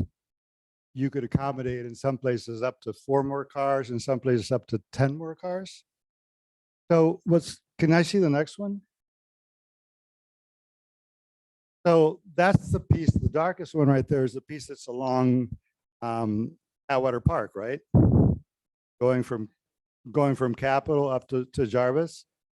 So what's confusing to me about that is that that's the place that currently has the most parking. But you're saying that there's a potential for 10 or more additional parking spaces? I'm just trying to understand that. I'm not trying to. Yeah. And now could you give her? Oh, yeah, sure. It means that it has the potential to increase more by additional 10 slots. It means that you do have a high occupancy there, but there is enough on the east side adjacent to those blocks to accommodate for that movement or shifting from the west to the east. It's not exactly at that block, but surrounding of that block. But I'm sorry, that just doesn't seem to make sense because the part in front of the park is generally parked full. So how could it have the potential for 10 more cars in those blocks? Well, I mean, for 10, it's showing that there's an increase of 10 plus more cars in that. Not showing there's a potential for 10 more cars. Oh, That's yeah. So, and it's not with the scenario of adding physical spaces. It's based on your data of how long cars stay, how they come, how they go on the hour, weekday versus weekend, that 10 more cars could be absorbed on the east side of the road. That is correct. If I go Mhm. back to so are you saying it's churn enables? No. Extra demand. Okay. Bye. So you're So- saying if 10 more people wanted to park there, they could? Or people. The parking that exists on the east side will increase, like there'll be more parking cars parked on that side of 10 or more cars on that side. So it's not saying how much space you have. It'll be increased by 10 or more cars once we shift it from one side to, that's what it's saying. So this is just, sorry, this is just strictly an increased demand chart. There's no kind of information as to whether it can actually absorb these cars. We just know there are going to be 10 plus more cars looking for parking along that corridor as a result of the elimination of parking on the other side. Okay. Okay, got it. Summarize that. The light colors on that screen, on that stretch, if you see the majority of it is light color of that segment, that means we have enough space to accommodate all of those parking cars from the west to the east.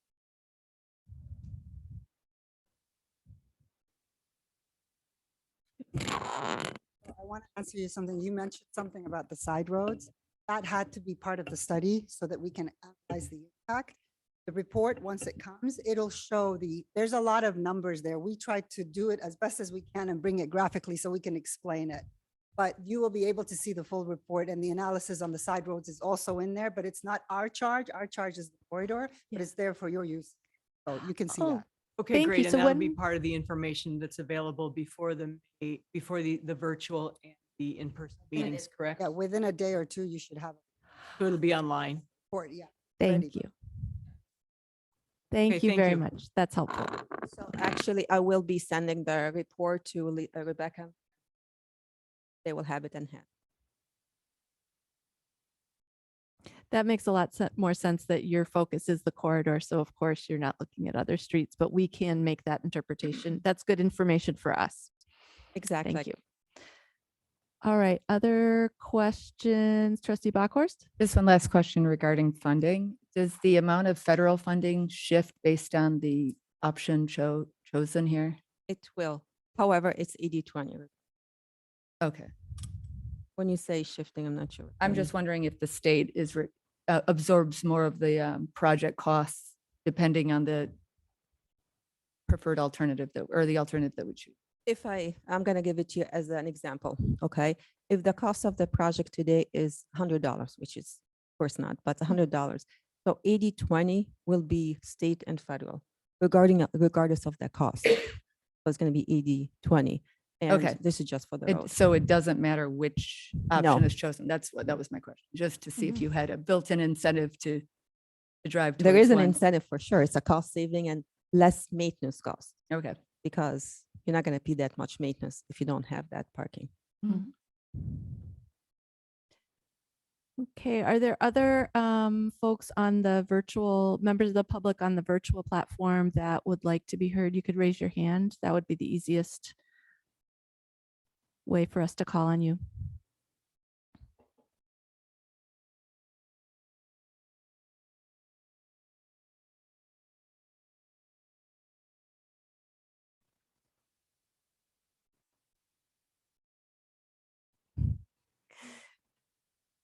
Arthur's always about 100 yards ahead of us. Okay, I am not seeing any hands raised. Oh, now I do. Barbara Kylie Miller. Just remember to state your address, please. Sure. Barbara Kylie Miller at 4051 North Downer Avenue. Those of us who drive on Lake Drive are used to seeing various service vehicles parked on the west side of that road. I'm thinking of landscaping, service trucks, among others.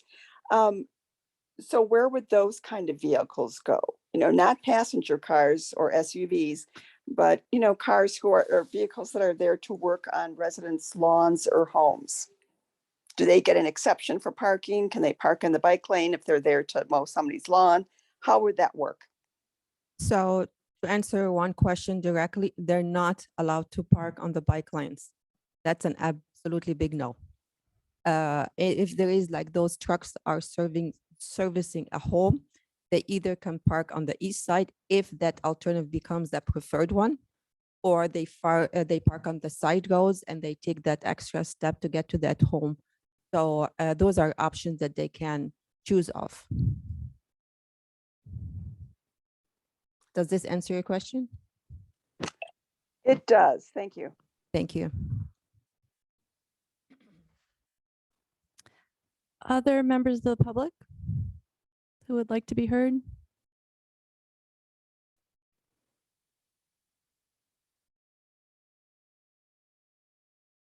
Okay, I'm not seeing any hands. If no one can think of a question today, again, my contact information is in the slide. Feel free to send me an email or something and we can further discuss or give you more information if you like. All right, thank you very much for making the trip. Thank you. And we will look forward to seeing you in the coming months. Sounds good. Thank you, everyone. Have a good night. Thank you. Thank you. All right, moving on to item 5, consent agenda. Is there a motion to approve the consent agenda? So moved. Second. All right, motion by trustee Warren, seconded by trustee Ursink. Any discussion? Trustee Stokebrand? I didn't see any minutes. They were not included. They'll be next time. Correct. Thank you. Any other discussion regarding the consent agenda? All right, hearing none. All those in favor of approval of the consent agenda as presented, say aye. Aye. Aye. Any opposed? Okay, motion carried. Consent agenda is approved as presented 7-0. Whoops. Moving on to item 6, items removed, none. Item 7, public hearings, we have none this evening. Item 8, citizens to be heard. This item is for matters not on the agenda. Are there any members of the public who would like to be heard this evening? If so, please raise your hand and we will call on you.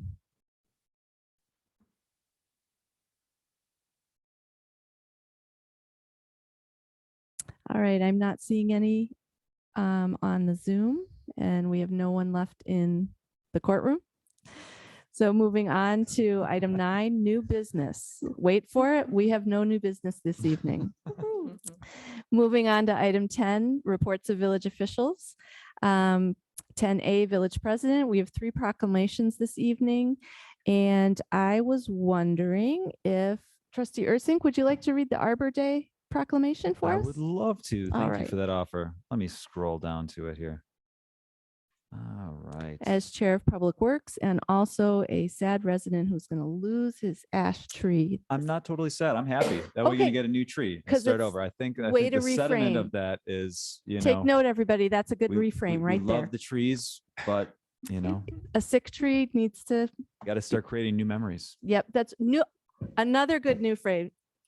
Yep. Poster Wow. child It's from for optimism. HGTV. Yeah, exactly. Hey, All right. what can I say? So Arbor Day Great. Okay. proclamation by Trustee Ursink. Fantastic proclamation. Whereas the village of Shorewood enjoys the reputation of beautiful tree-lined streets and wood parks, and whereas the trees are important to our environment by reducing soil erosion, moderating temperature, cleaning the air, producing oxygen, and providing wildlife habitat, and whereas the residents of Shorewood, the village of Shorewood, have demonstrated a significant interest in the conservation and preservation of rare and historic trees. And whereas trees are a renewable resource, giving us paper and wood for homes, fuel for fire, and countless other wood products. And whereas the village of Shorewood has been designated as a Tree City USA by the National Arbor Day Foundation. Now, therefore, I, Arthur Ursink /N. McCullough McCaig, President of the Village of Shorewood, do hereby proclaim Friday, April 29th, 2022 as Arbor Day in Shorewood. Dated at Shorewood, Wisconsin, this 18th day of April 2022. All right. Thank you very much. And now moving on, we have 2 proclamations to honor the service of 2 trustees that are finishing their terms this evening. So this is the second board meeting, as you know, in April is kind of the completion of the board year, if you will, as we turn over our terms. I was going to personalize these proclamations with specific things that you both accomplished, but then I just wasn't confident about doing that. So we went with the standard. And what I'd like to do is I'd like to read the proclamation and then please offer a word of thanks to each trustee. And if there's something that you in particular appreciate about what they brought to the board based on your experience, you may share that. And that's how we will proceed. So, whereas Tammy Bockhorst accepted the call to public service when she was elected as village trustee of the village of Shorewood on Tuesday, April 2nd, 2013, re-elected on Tuesday, April 5th, 2016, and re-elected once more on Tuesday, April 2nd, 2019. And whereas Tammy Bockhorst during her 9-year tenure served in that capacity in a diligent manner, exemplifying and maintaining the high standards of public service, which the residents of Shorewood have come to expect and enjoy. And whereas in her leadership role as chair of several standing committees, Tammy Bockhorst, in addition to addressing issues which affect the community as a whole, made a sincere and thoughtful effort to resolve concerns affecting individual constituents. And whereas the village board of the village of Shorewood deems it most appropriate and fitting to publicly acknowledge the many contributions of Tammy Bockhorst to the village of Shorewood. Now, therefore, I, Ann McCullough McCaig, village president of the village of Shorewood, Milwaukee County, Wisconsin, do hereby express the appreciation of the residents of Shorewood to Tammy Bockhorst and present this proclamation honoring Tammy Bockhorst for her outstanding service to the village of Shorewood. Dated in the village of Shorewood, Shorewood, Wisconsin, this 18th day of April 2022.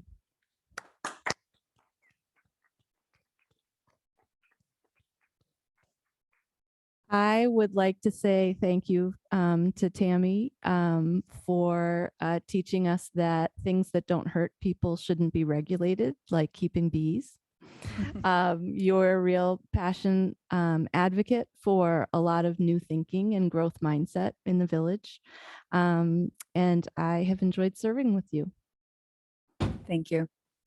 Pleasure. All right, Trustee Warren? Just likewise, I'd echo those comments and just to add, I always really appreciated how you took kind of a global view of service here, you know, through your connections with the league, through making sure that we connected with other municipalities.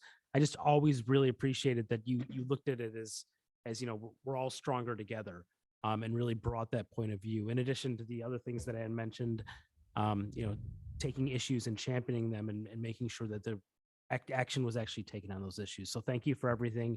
You know, you always also the mentorship and kind of helping me to learn kind of how things worked. Appreciated that as well. So thank you, Tammy.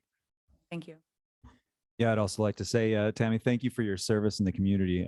You know, 9 years is a long time, and you think that you know, there'd be much celebration of somebody that's been on the board for 9 years, but it seems there's a lot of the public can build up a lot of tension after those 9 years, or frustrations, and you know, it's unfortunate because we'd like to celebrate that service that you bring to the public, and I definitely do. I admire you for who you are, for being a strong leader, a strong woman leader, and I value your mentorship. When I came on the board, I didn't have very many allies at the time, and you were my biggest ally. So I really appreciate all that you've done for me personally, behind the scenes and here on the board. So, you know, thank you for your service, and you know, look forward to connecting with you outside of board duties. Yeah, I think the past 9 years are maybe best measured in dog years, and you know, it's always difficult being in the public eye, but you know, I think, and you know, it was a particularly challenging stint, and you know, your passion for the village and the people of this village was infectious and meaningful, and you know, made an impact on me. So I just wanted to thank you for your service.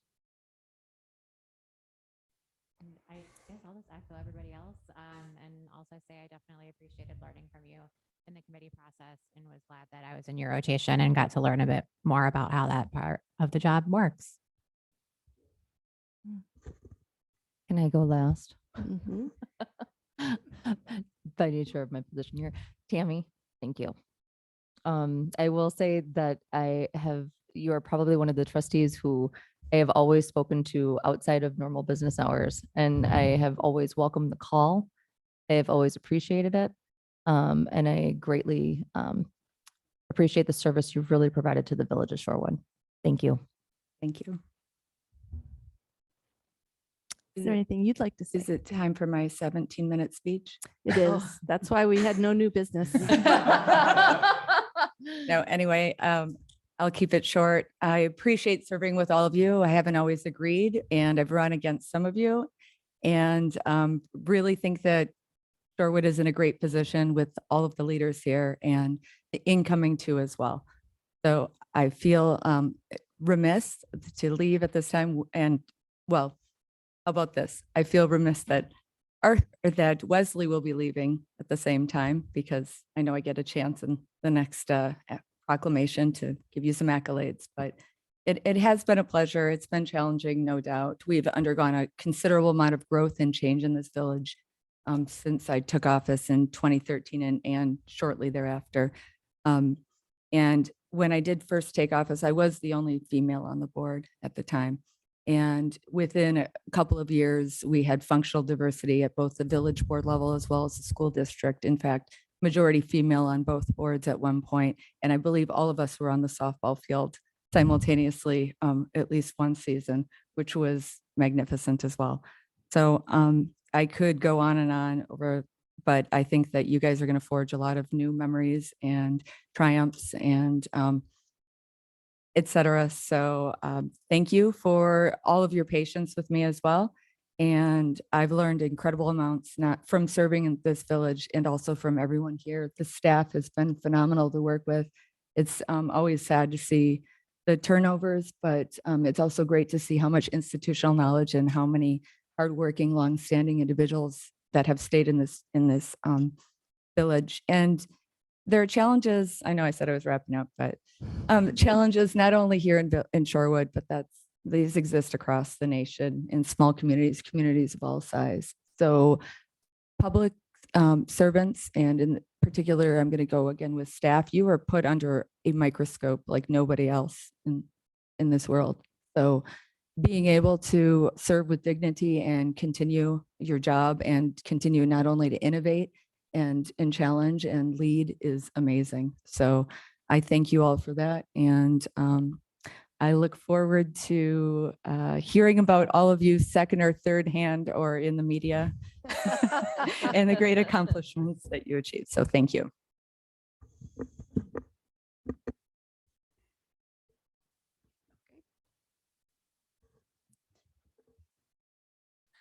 All right.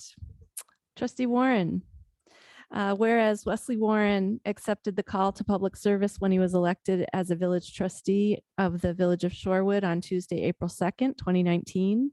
And whereas Wesley Warren during the 3-year tenure served in that capacity in a diligent manner, exemplifying and maintaining the high standards of public service, which the residents of Shorewood have come to expect and enjoy. And whereas in his leadership role as chair of several standing committees, Wesley Warren, in addition to addressing issues which affect the committee as a whole, made a sincere and thoughtful effort to resolve concerns affecting individual constituents. And whereas the village board of the Village of Shorewood deems it most appropriate and fitting to publicly acknowledge the many contributions of Wesley Warren to the Village of Shorewood. Now, therefore, I, Ann McCullough McCaig, Village President of Village of Shorewood, Milwaukee County, Wisconsin, do hereby express the appreciation of the residents of Shorewood to Wesley Warren and present this proclamation honoring Wesley Warren for his outstanding service to the Village of Shorewood. Dated in the Village of Shorewood, Shorewood, Wisconsin, this 18th day of April 2022.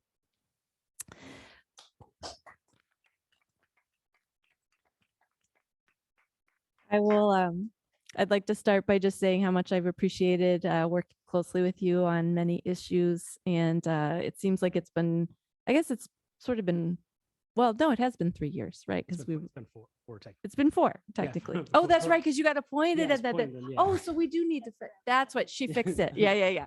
Sorry. So anyway, because I was gonna say it's been longer than 4 years, but it seems longer than 4 years just because, we've really had a lot of kind of talks about just like working things through and really figuring out like what the best way to move forward is. And I really appreciated all the extra time that you took to do that. And especially this year as being chair of public safety and really leading that work around the police accountability or the police organizational study, but also being number 2 and really being there when I needed either assistance or just to talk things through.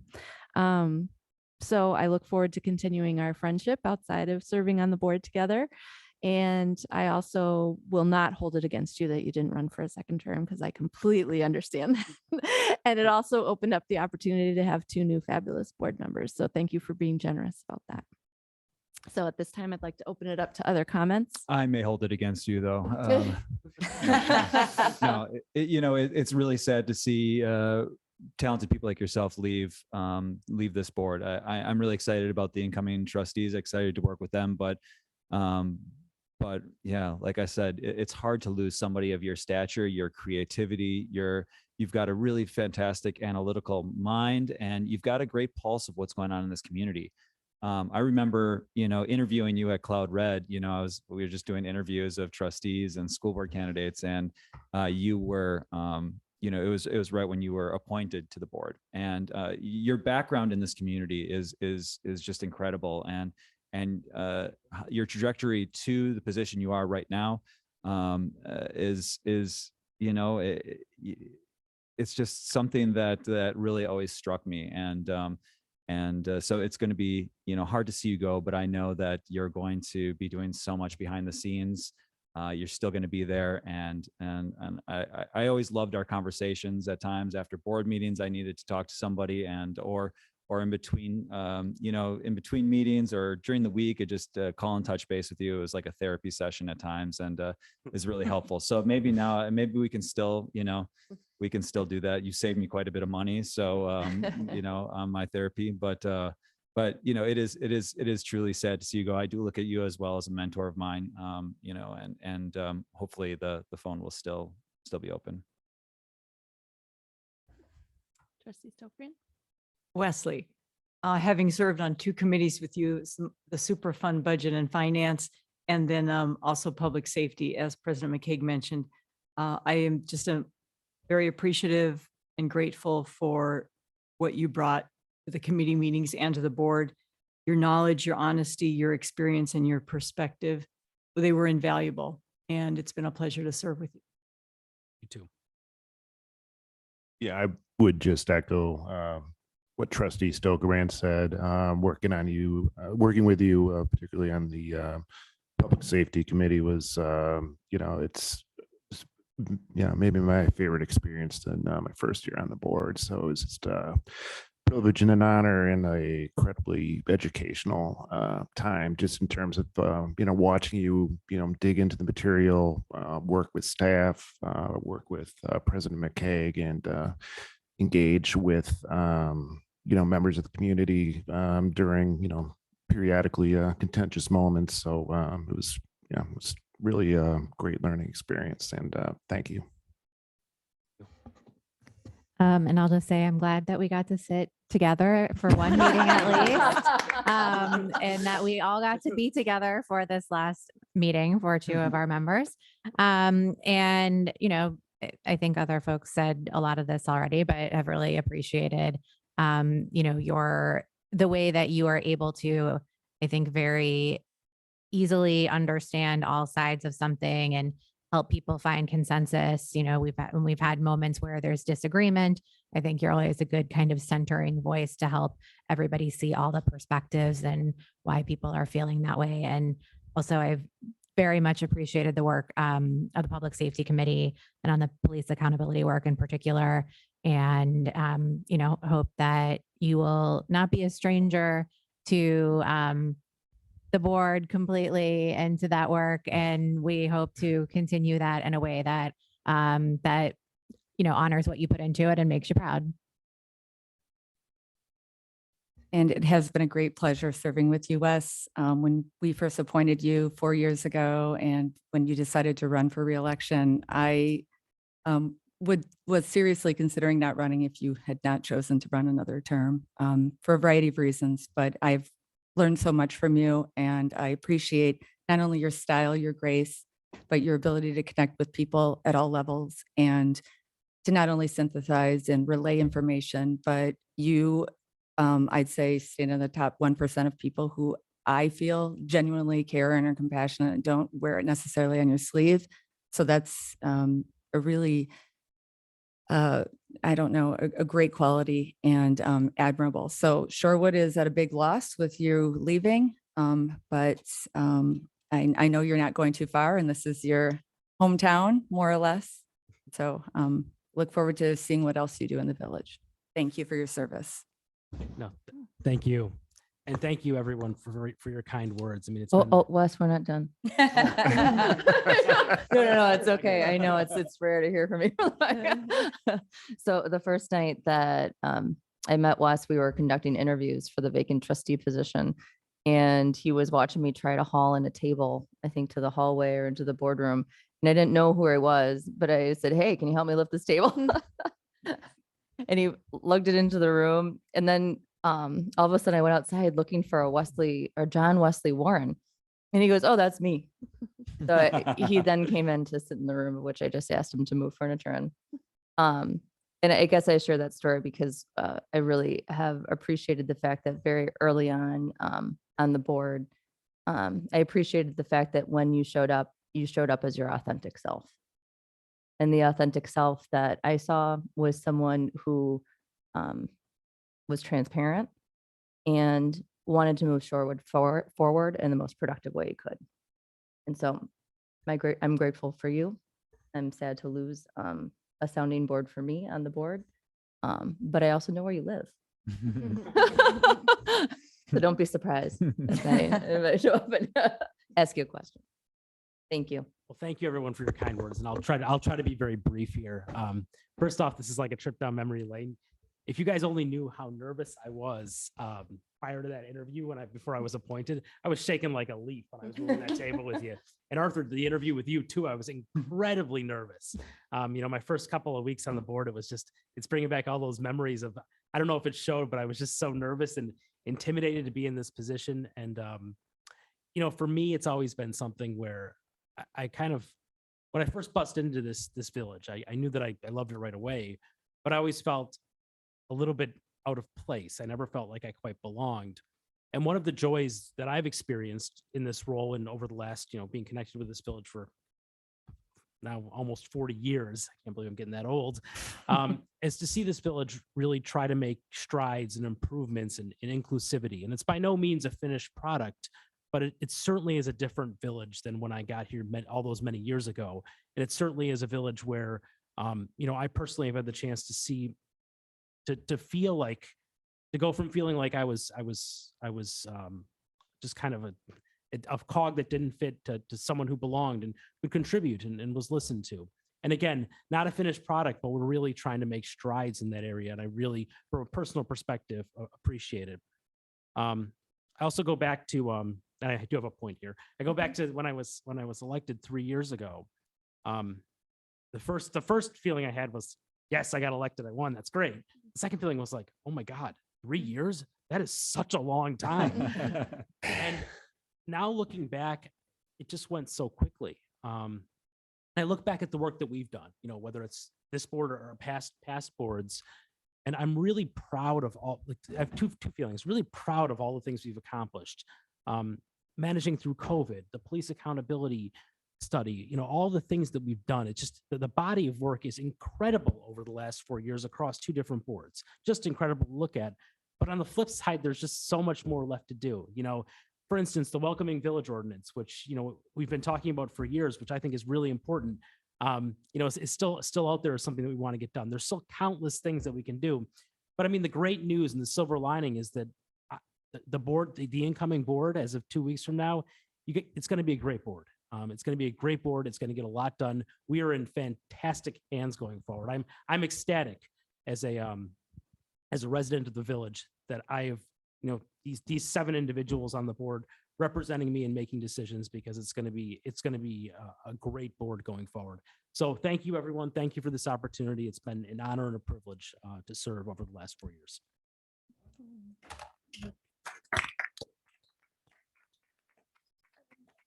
I apologize. I didn't ask staff. I mean, Chris, obviously you haven't had a lot of contact, but Leanne and Captain Liebenthal, since you are here, if you want to, not to put you on the spot, but if you'd like to share any words, you're welcome to. Mhm. Yeah. Well, I want to say thank you to Tammy and to Wesley for all that they've. And we've done a lot of work together here over the last, and challenging, but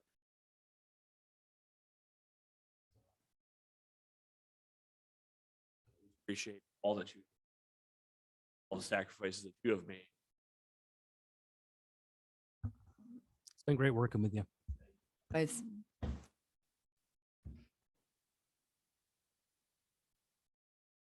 I don't typically do well in situations like this, but thank you for your time and your service and the questions that always make us go, "Arr," but make the finished product so much better. And for your support of us and the work we do.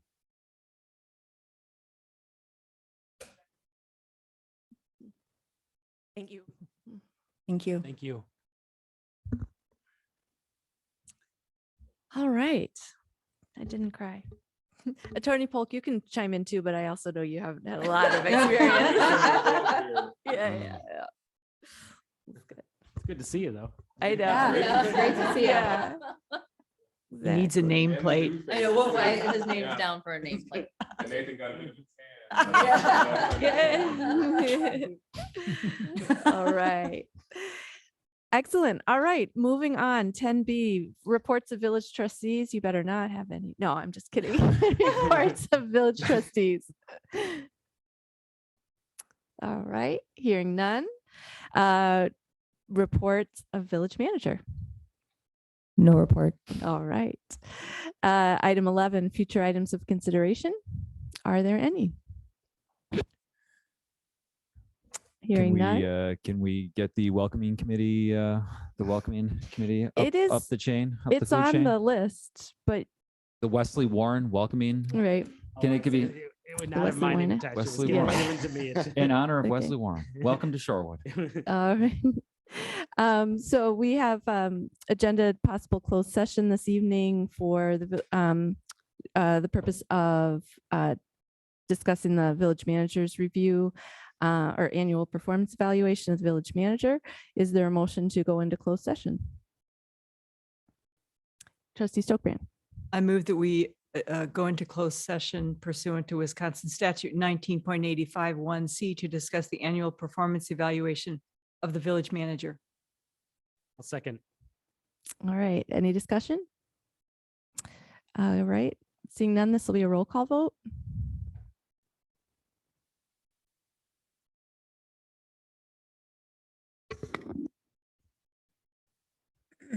Trustee Backhorst. Yes.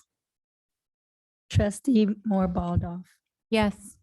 Trustee Stokebrand. Aye. Trustee Ursing. Aye. Trustee Warren. Aye. Trustee Arndorfer. Aye. President McCaig. Aye. Ayes have it, 7-0. Thank you. So we will now move into closed session. So,